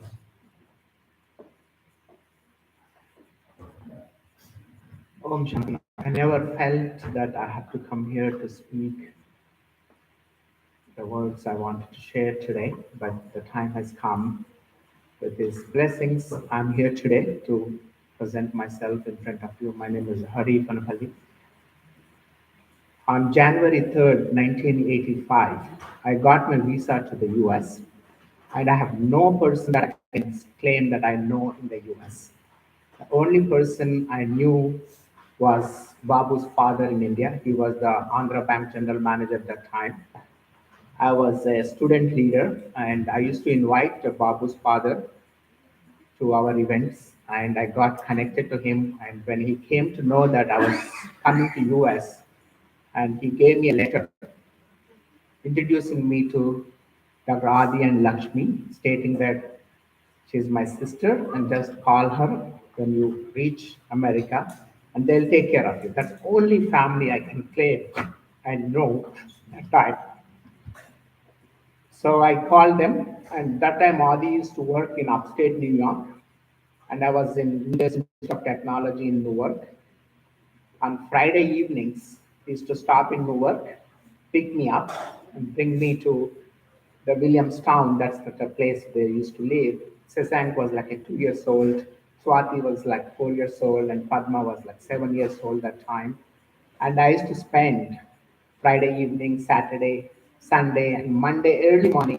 We used to wake up, and Adi has to go all the way to upstate New York, and he used to drop me in Newark. And that's how my life started. I grew up with Sasank, Swati, and Padma. I used to babysit them. Almost every weekend, that was the routine, and I was their son. And I always had the highest respect for the Aleti family. And Adi was very curious about computers, even he was a civil environmental engineer. That time, Microsoft went public in 1984, and the first PC came in 1985 with a 640K memory. And I got the fellowship in NJIT to run a microcomputer lab, and I was kind of getting to know the computers. But Adi was ahead of us, so he went to Taiwan and bought a PC from Taiwan and brought it, and he opened up and he played with it. And after my master's from NJIT, I became a full-time faculty in a computer science department in St. Peter's University in Jersey City. And they were setting up the lab, and I had some experience of setting up the labs. And Adi was curious about getting into computer business, and he used to supply the PCs to St. Peter's, and he used to visit almost every week to address some of the issues. And he got into that business, not a civil engineer becoming into computer business. And then he opened a center in South Jersey to train that time Excel, Word Perfect. That's the very beginning of the computer. So he wanted to get into teaching of computers, and he set up a computer lab in South Jersey. But the kind of things I learned from him, and he was my mentor, and he was my guide, and he was my hero because he was a PhD, and he was the first IIT to Kharagpur, and he was the fellow who got fellowship from Government of India to come to Berkeley. That was the number one university at that time. And then he traveled around the world, maybe many countries as a fellow to, including the various organizations. And he used to share all those experiences, and it was embedded in me, and I tried to emulate as much as possible in my own life and tried many different things myself also by his guiding principles. And more importantly, the way they received people into their family, they welcomed everybody, as you know, each one of you probably felt. And the most privileged person I was, and I was treated like a son, and I had all the experiences. Whenever they used to go on vacations, we were in Hershey Park, and we were in Niagara Falls, and everywhere I used to travel with them. And I really don't know how to express my gratitude to the Aleti family, especially Lakshmi and Adi. And also the children know me very well, more than their parents, because I used to be with them. I used to take them to the swimming and various other places. Today, I feel that we have to celebrate Adi's life and also emulate as much as possible in our life the way they raise their children, and you can see every child is successful. When Sasank got into Harvard, the most happiest person I was, and along with Lakshmi and Adi, and it's a proud moment for all of us. So I try to raise my children following their guidance, and I'm very proud that my children also went into good schools. But we remember them. The last time they visited our house was for my 60th birthday in Livingston, New Jersey, and they blessed us. And the last time I visited was in the Sai Mandir a few weeks ago before his departure, and I got his blessings as well. And he's watching us from above and continue to guide us with his legendary uh, character he has.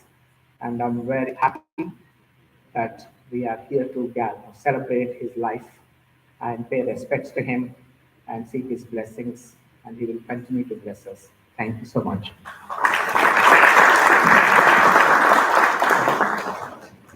Um, just a time check. What we'll do is, we'll take a small break. I would request everyone to grab, lunch and we'll be seated again, and then we'll continue after that.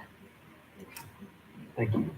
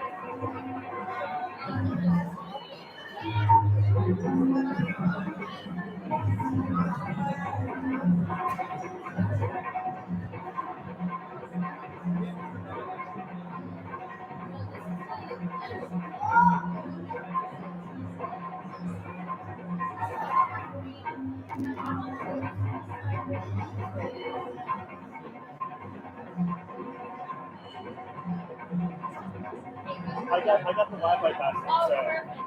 And I can just sign it.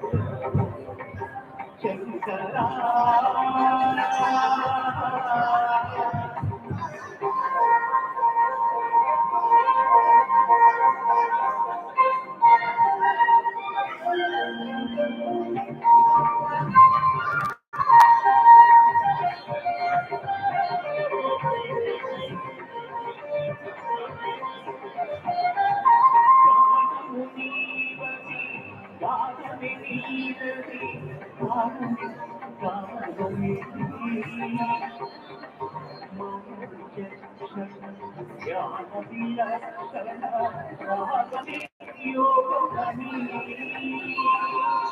ప్రాణము నీవని గానమే నీదని గానమే గానమని మౌనమి చక్షణ జ్ఞాన విలక్షణ రాగమే యోగమని చేసిన వాడను నీ వాడను నేనైతే నాలో వాడన చేసిన వాడను నీ వాడను నేనైతే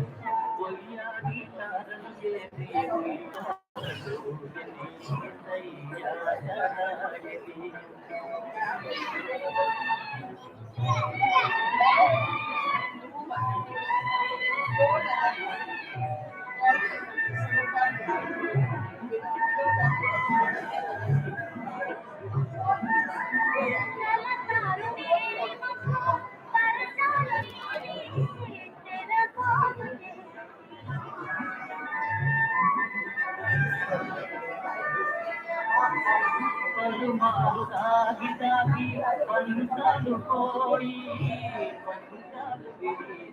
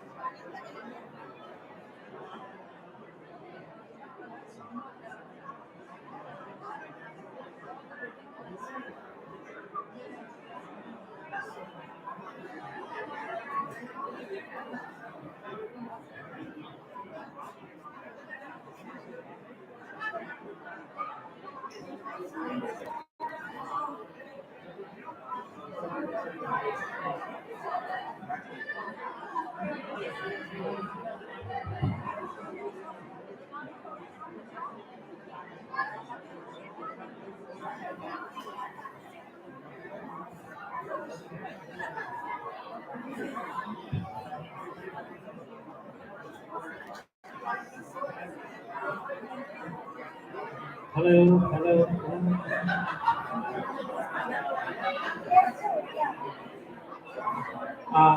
We have a couple of, speeches left, including mine. So if everyone can please be seated, we will recommence in a couple of minutes.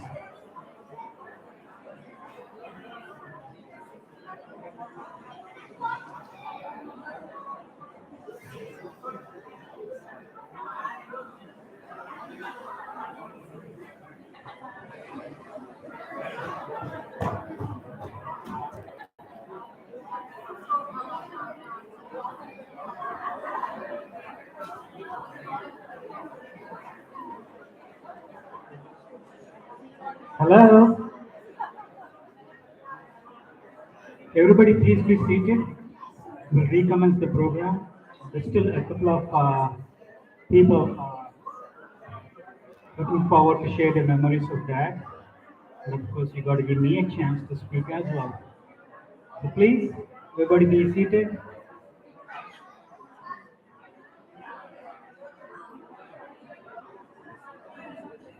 Dennis, are you here?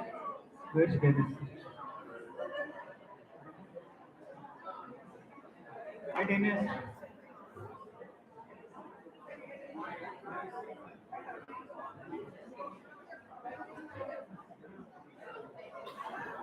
So,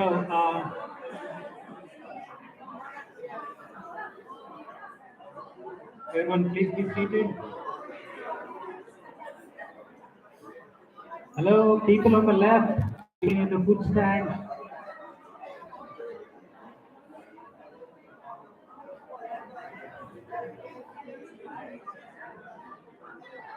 Everyone can please be seated.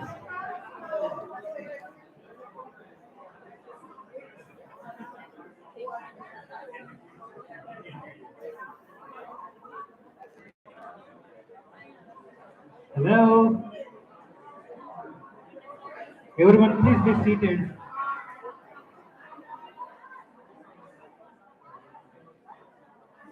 Thank you.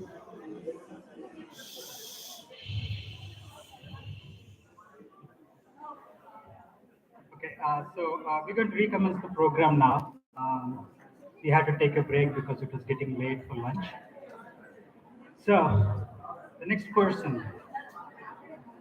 So, the countless among you who have experienced the silent treatment from Dad, sometimes a total lack of acknowledgement of your very existence. Blessed are those whom Dad considered a friend and a trusted advisor. One of these lucky ones is his boss at DOT, whom Dad shared many a meal with and would talk about often. Now, we have no clue how he managed to remain on Dad's side for so long. Dennis, please enlighten us.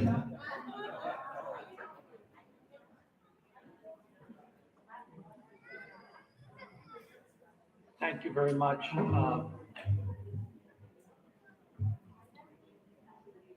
Thank you again for coming to celebrate his life. And I'll go a little bit over the history of what I knew about Adi before he came to work for me. I worked with him about 20 years ago. As you heard before, Adi came to this country on a scholarship and ended up not in the East Coast, but out on the West Coast. You see that? Hold it. Okay. Get it out. So he ended up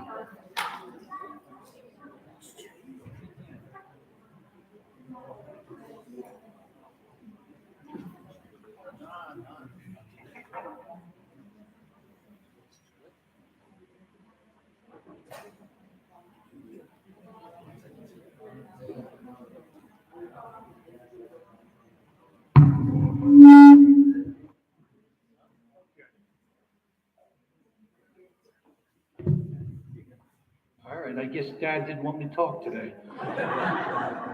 So, as indicated before, Adi left South India and had a great opportunity for a scholarship out in California. He was supposed to go to the East Coast, but at the last minute, they changed their agenda and shipped him out. And he was fortunate enough to get his PhD out at Stanford. And when Ronald Reagan was governor in California, he did some work for Reagan doing water quality studies. He later went on to Kansas, and I saw a report that he did the other day in 1975. I think maybe some of you people remember 1975, but back in then, he was doing work for the EPA, and it was a Missouri Basin study that he did.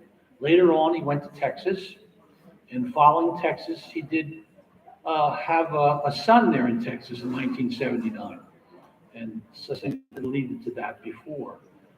Later, they moved back to the East Coast, and eventually he ended up in New Jersey, and he was a professor at Stockton University, and then he went on to work at DEP as a Superfund site manager. He did some consulting work, and then he showed up at my door at NJDOT, and he said, I'm looking for work. I said, well, with all your credentials, you can do whatever you want to do. Come on in.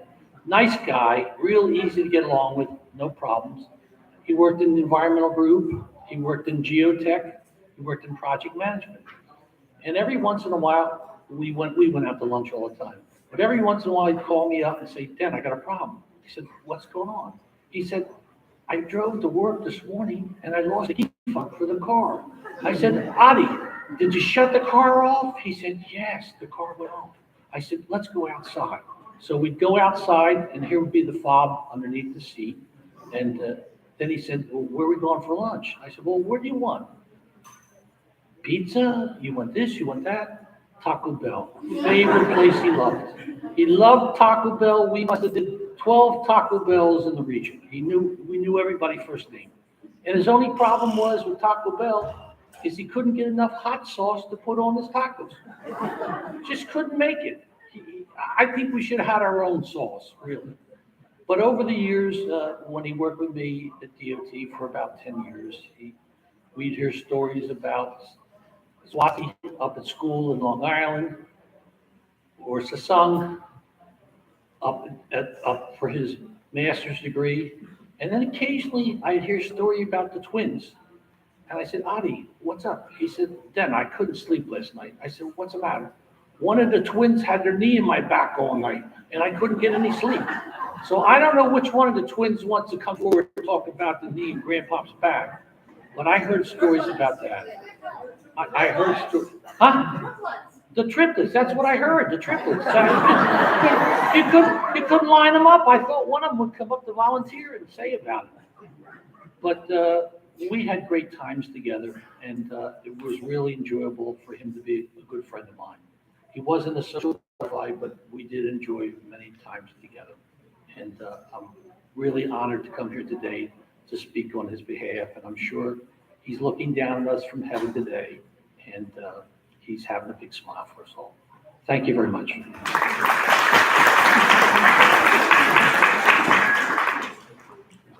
Dr. Sena is here. So, mom was the one closest to dad, right? I mean, she knew his heart from an emotional side. But the person who actually knew dad's heart, I mean, his physical heart, was his dear friend, the cardiologist, Dr. Sena. Please.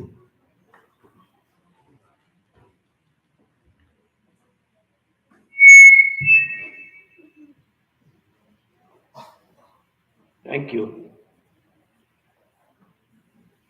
I was taking care of Dr. Aleti as a patient of mine. Most of the time, patients need confidence. You have to tell them you're going to be okay, you're on this, you're going to be just right. But when it comes to Dr. Aleti, he was giving me confidence. Okay, doctor, go ahead and fix it. I'll be just fine. So that kind of a optimism for that person.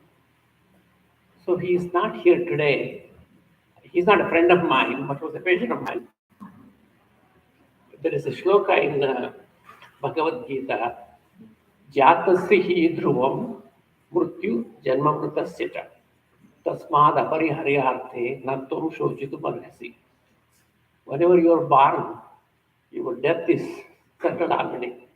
When you are dead, your rebirth is settled already.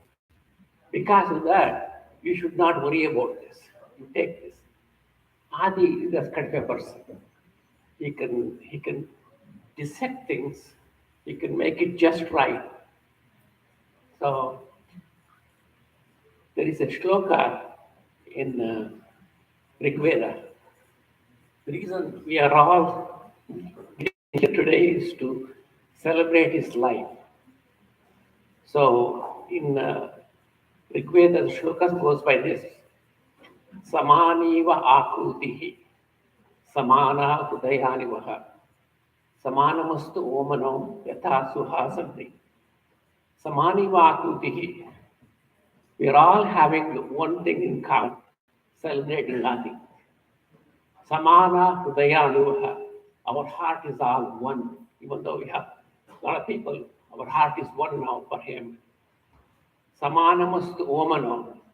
Our thinking is also same. Yathasu sahasati. That means to say, we're all going to celebrate him. So, thank you.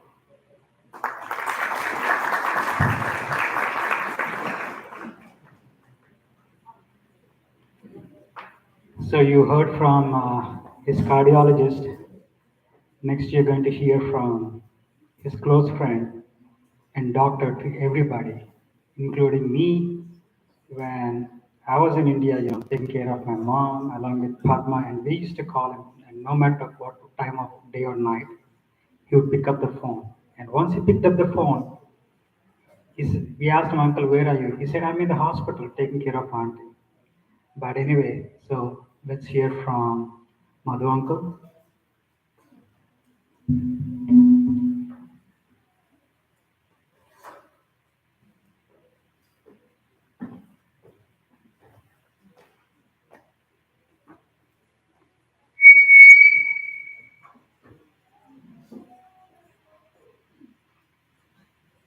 Okay.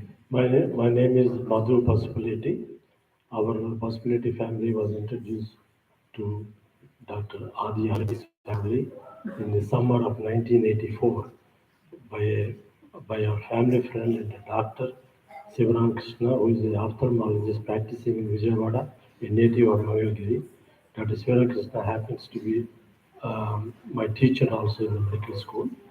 When we met Aditi family, Padma was 9 years old, Swati was 7 years old, and then Sasank was 5 years old. My older daughter Lavanya was 7 years old, and my younger daughter Lata was 2 years old. They all grew up together and like a family. And Aleti family accepted our family into their family ever since we became part of the family for the past 40 years. Dr. Aleti is blessed with a wonderful wife and 3 children and 9 grandchildren who took care of him unconditionally. Dr. Aleti was a good man with a good heart, and we are all blessed for being a part of Dr. Aleti's family. Thanks for giving me the opportunity to serve Dr. Aleti's family for all these 40 years. Thank you.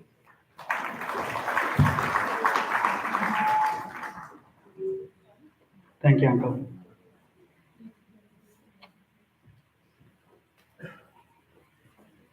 Why do you want to marry my daughter? How much do you earn in dollars?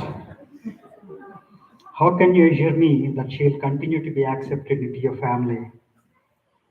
Now, any father would ask those questions, right? But Dad asked me none of those questions when my mother proposed the alliance with Padma. In fact, he asked me no questions at all. He approached his daughter's marriage choice as he did every other event in his life, like it was all prearranged by a higher authority. His acceptance of me as a son in law was unquestioned, and the love and care he showered on me was unconditional.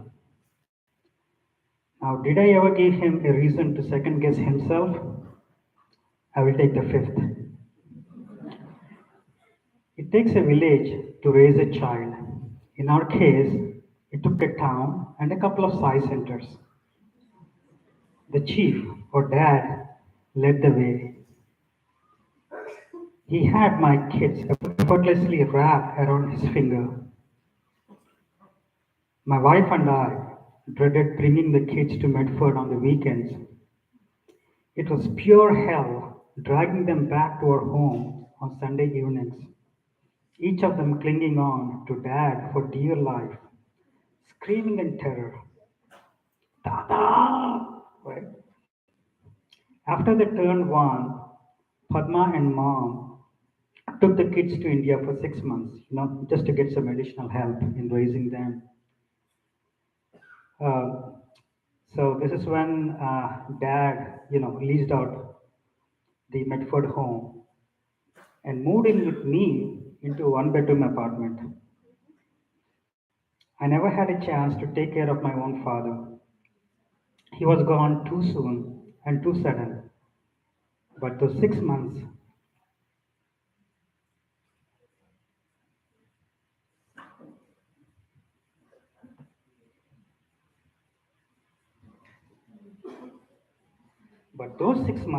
with Dad were interesting, to say the least. Meals I cooked for him, walks we took, hoops we practiced, the shopping trips, weekend lunches and dinners gave me back a few of the years I wished I missed with my own father. 5 weeks ago, Padma and I went on what was supposed to be a 1 week vacation to Costa Rica to recharge and come back strong to be there for Dad with renewed energy. Somehow, I managed to lose my passport on the day we landed, and I had no clue when I would be able to return home. But each day I prayed that I'll be able to return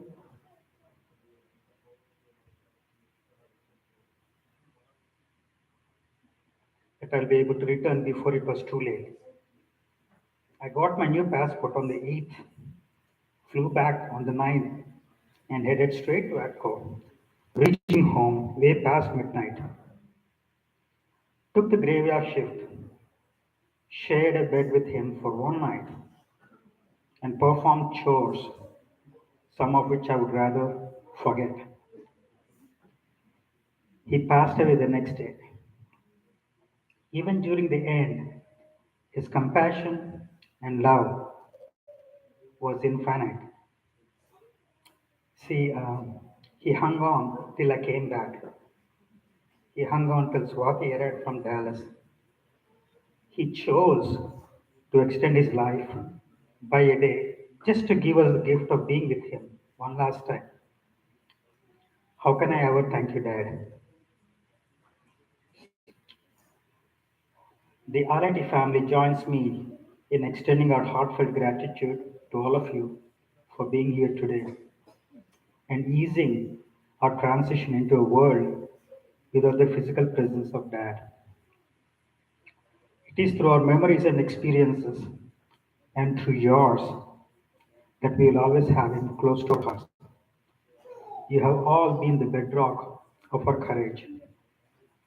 It is not possible to name everyone in this final note of thanks. Nonetheless, a few callouts are necessary. Angela, for taking care of Dad like your own father, putting up with him and with Mom, never letting your frustrations or exhaustion get in the way, for being perhaps the only person whose instructions Dad rarely questioned. Emily, for being there for our parents always. You never looked at them like clients, but simply became another granddaughter. Dad took his last breath only after you arrived and said goodbye. Both you and us are truly blessed for having found each other. To my brothers and cousins, Srinu, Padma, Satish, for all the nights you spent with Dad and regaling me with your stories. Rajshekhar, yours was the only advice Dad ever took for his diabetes. Have you ever thought about going to med school? Thank you for helping out on the arrangements during the funeral and this memorial. Vic, Anuja, Rohita. Oh my God, there's no room for you. No, there is room for you in our heart. Thank you for your non-stop efforts on the awesome audio visuals. What a beautiful way to send Dad on his final journey. The triplets, my kids, for setting an example on taking care of elders. You've done a wonderful job with your Tata. But just don't forget, Mom and I changed way too many diapers than Tata ever did. Now, to the Sai family, you were the village and town that we have always leaned on. Dad plodded through 6 days of the week, but always looked forward to spend the Sundays with you. Finally, thank you, Swami, for taking Dad into your spiritual fold for the past 3 decades, and now into your warm embrace. We will now bring this memorial to a closure by reciting a small prayer in Sanskrit, Asatoma. Asato ma sadgamaya tamaso ma jyotirgamaya Vidyorma amritangamaya. From untruth lead us to truth. From darkness lead us to light. From death lead us to immortality. Om Shanti Shanti Shanti. Thank you, everybody.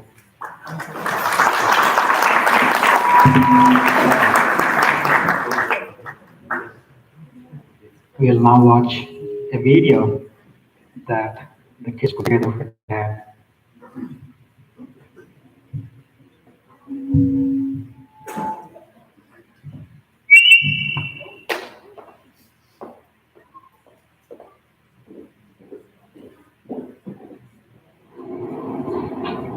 I would like to start with a quote from Sri Satya Sai Baba.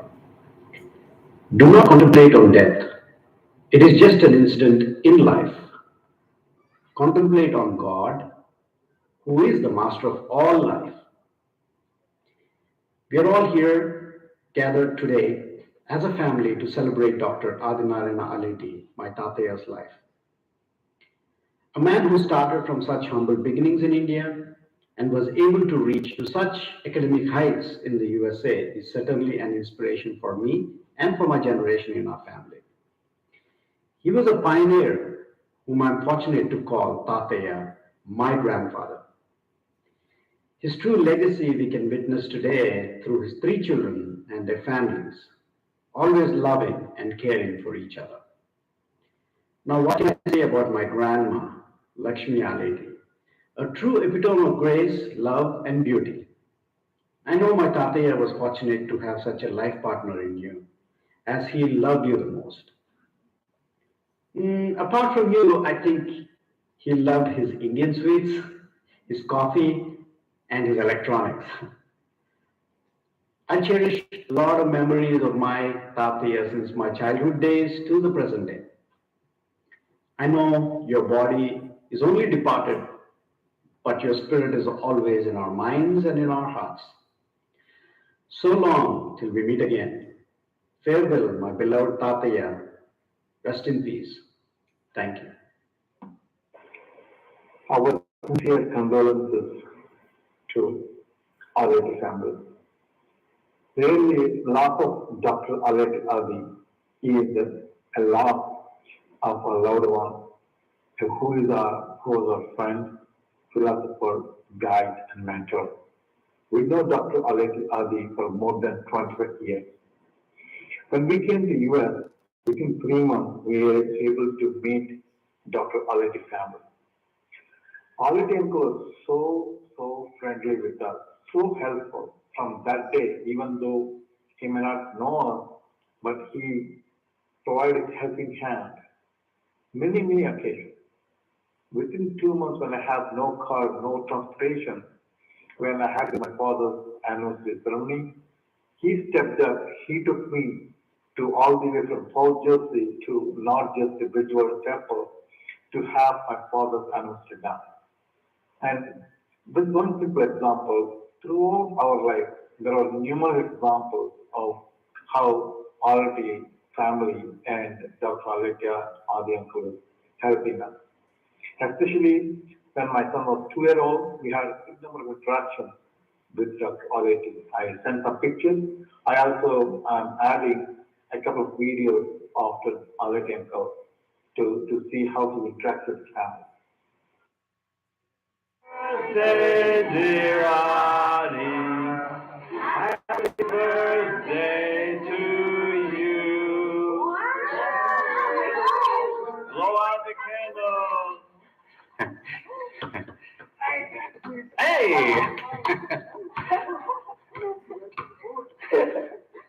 Try it again.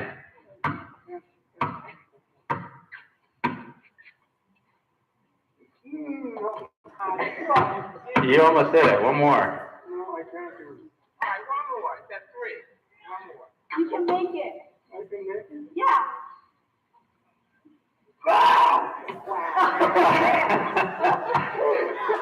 You have surprised. We're still in the same 63rd anniversary celebration. Hopefully we'll have another maybe 10.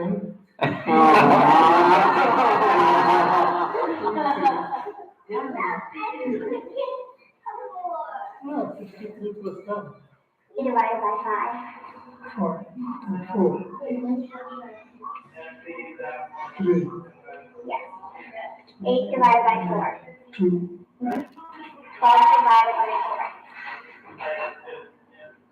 3. Lena, is that right? 4. No. Yes. Oh, okay. So that's the wrong thing. You guys. I'm okay.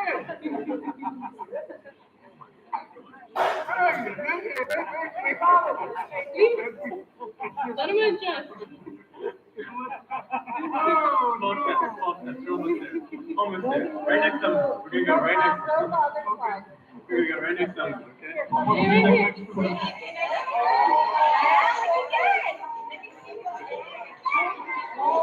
Nona and Alma and Asha and Tata and Mama.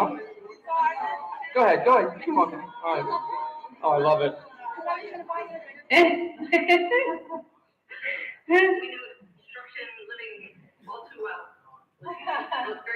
Okay. Aww. Okay, that's good. That's good. Thanks for all of you coming here. And I told Shashank and Padma not to do anything about his birthday, but I want them to do it on my 90th.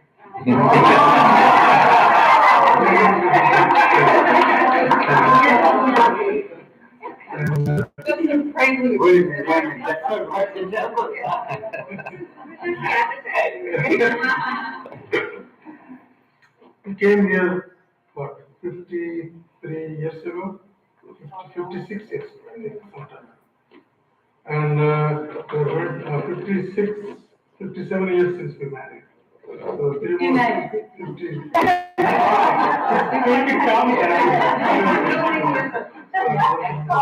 Next big step is for 60th soon to happen. But I'm so blessed to have 3 of the most beautiful kids. And of course, 9 grandchildren. Shashank's Meera, Lena, and what is Kiran?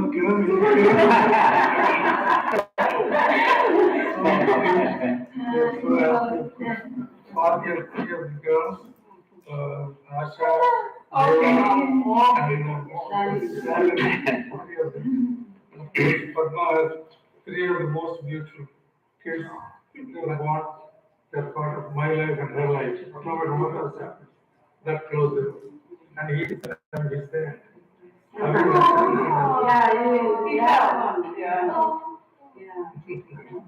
So he doesn't leave. When I get out of the car, they won't let me get out. He comes around, holds the door, holds my hand. Yes. You want? No.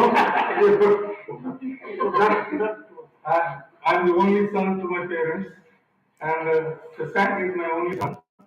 And Kiran is the only son for Shashank. They are carrying our last name for the future generations. You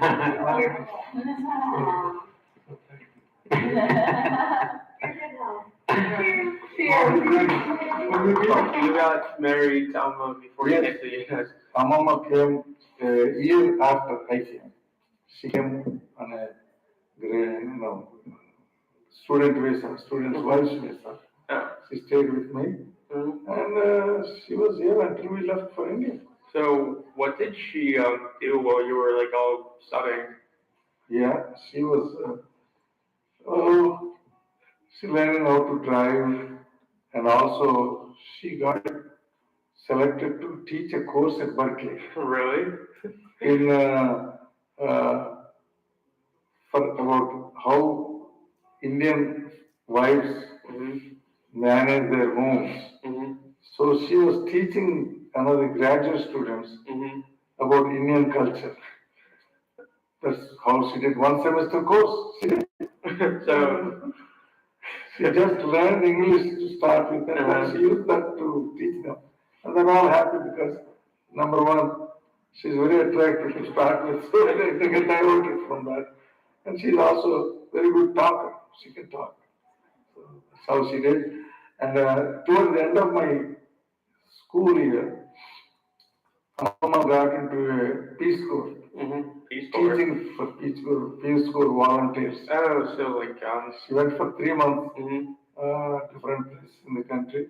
And then when I finished my PhD, I went there to pick her back to Berkeley, and then we left.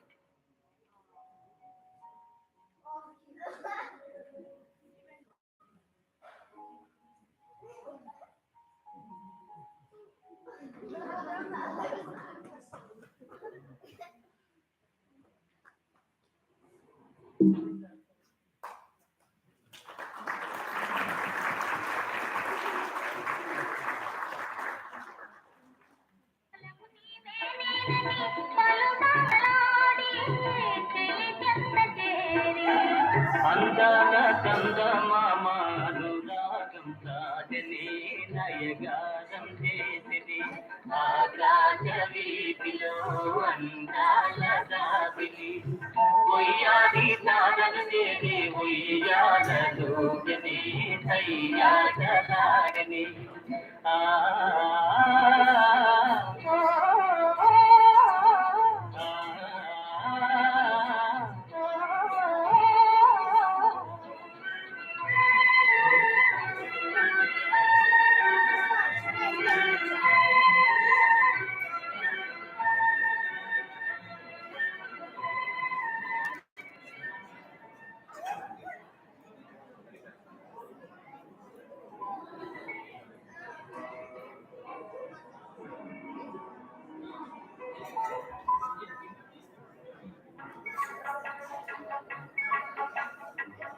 భలే మంచి రోజు పసందైన రోజు వసంతాలు పూసే నేటి రోజు వసంతాలు పూసే నేటి రోజు భలే మంచి రోజు పసందైన రోజు వసంతాలు పూసే నేటి రోజు వసంతాలు పూసే నేటి రోజు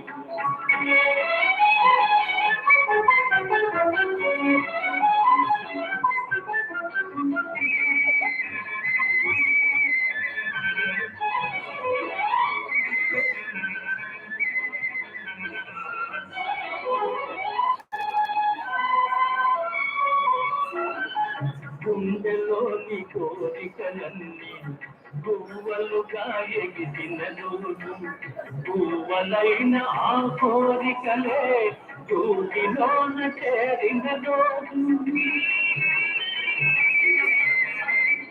గుండెలోని కోరికలన్నీ గువ్వలుగా ఎగిసిన రోజు గువ్వలైన ఆ కోరికలే దూటిలోన చేరిన రోజు నింగిలోని అందాలన్నీ ముంగిటిలోనే నిలిచిన రోజు భలే మంచి రోజు పసందైన రోజు వసంతాలు పూసే నేటి రోజు వసంతాలు పూసే నేటి రోజు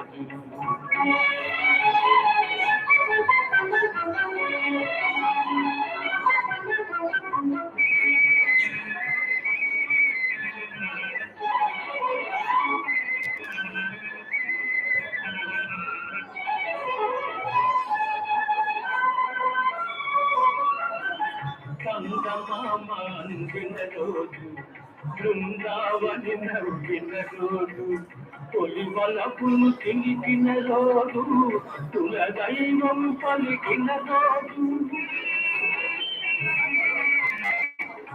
చందమామ అందిన రోజు బృందావని నవ్విన రోజు తొలి పలకులు చిలికిన రోజు కుల దైవం కలిగిన రోజు కన్న తల్లి ఆకలన్నీ కన్న సాగుదై విరిచిన రోజు అదే మంచి రోజు పసందైన రోజు వసంతాలు పూసే నేటి రోజు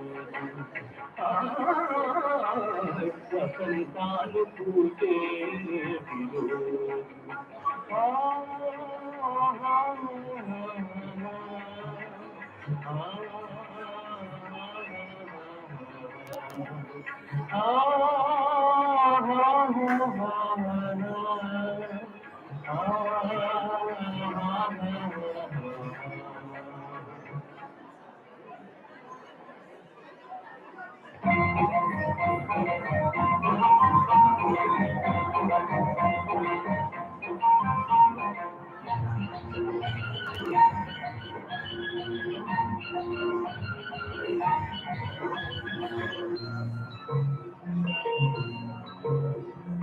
అకుచాటు పిండ తడితే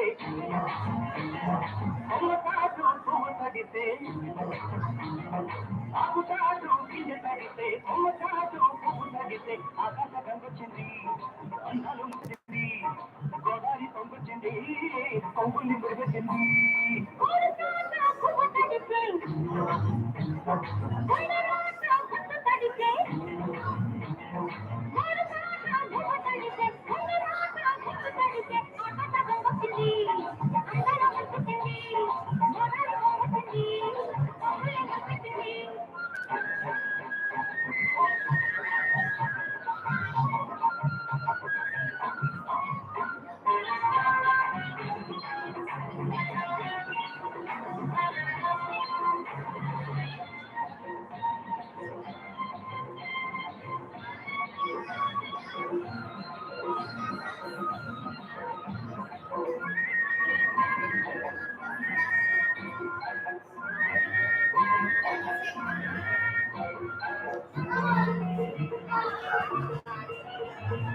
ముద్దిచ్చి ముచ్చమైపోతుంటే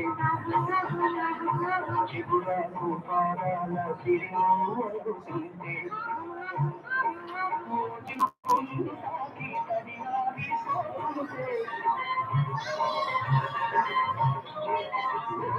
కొంగు తాకి తడియారి సోకుంటే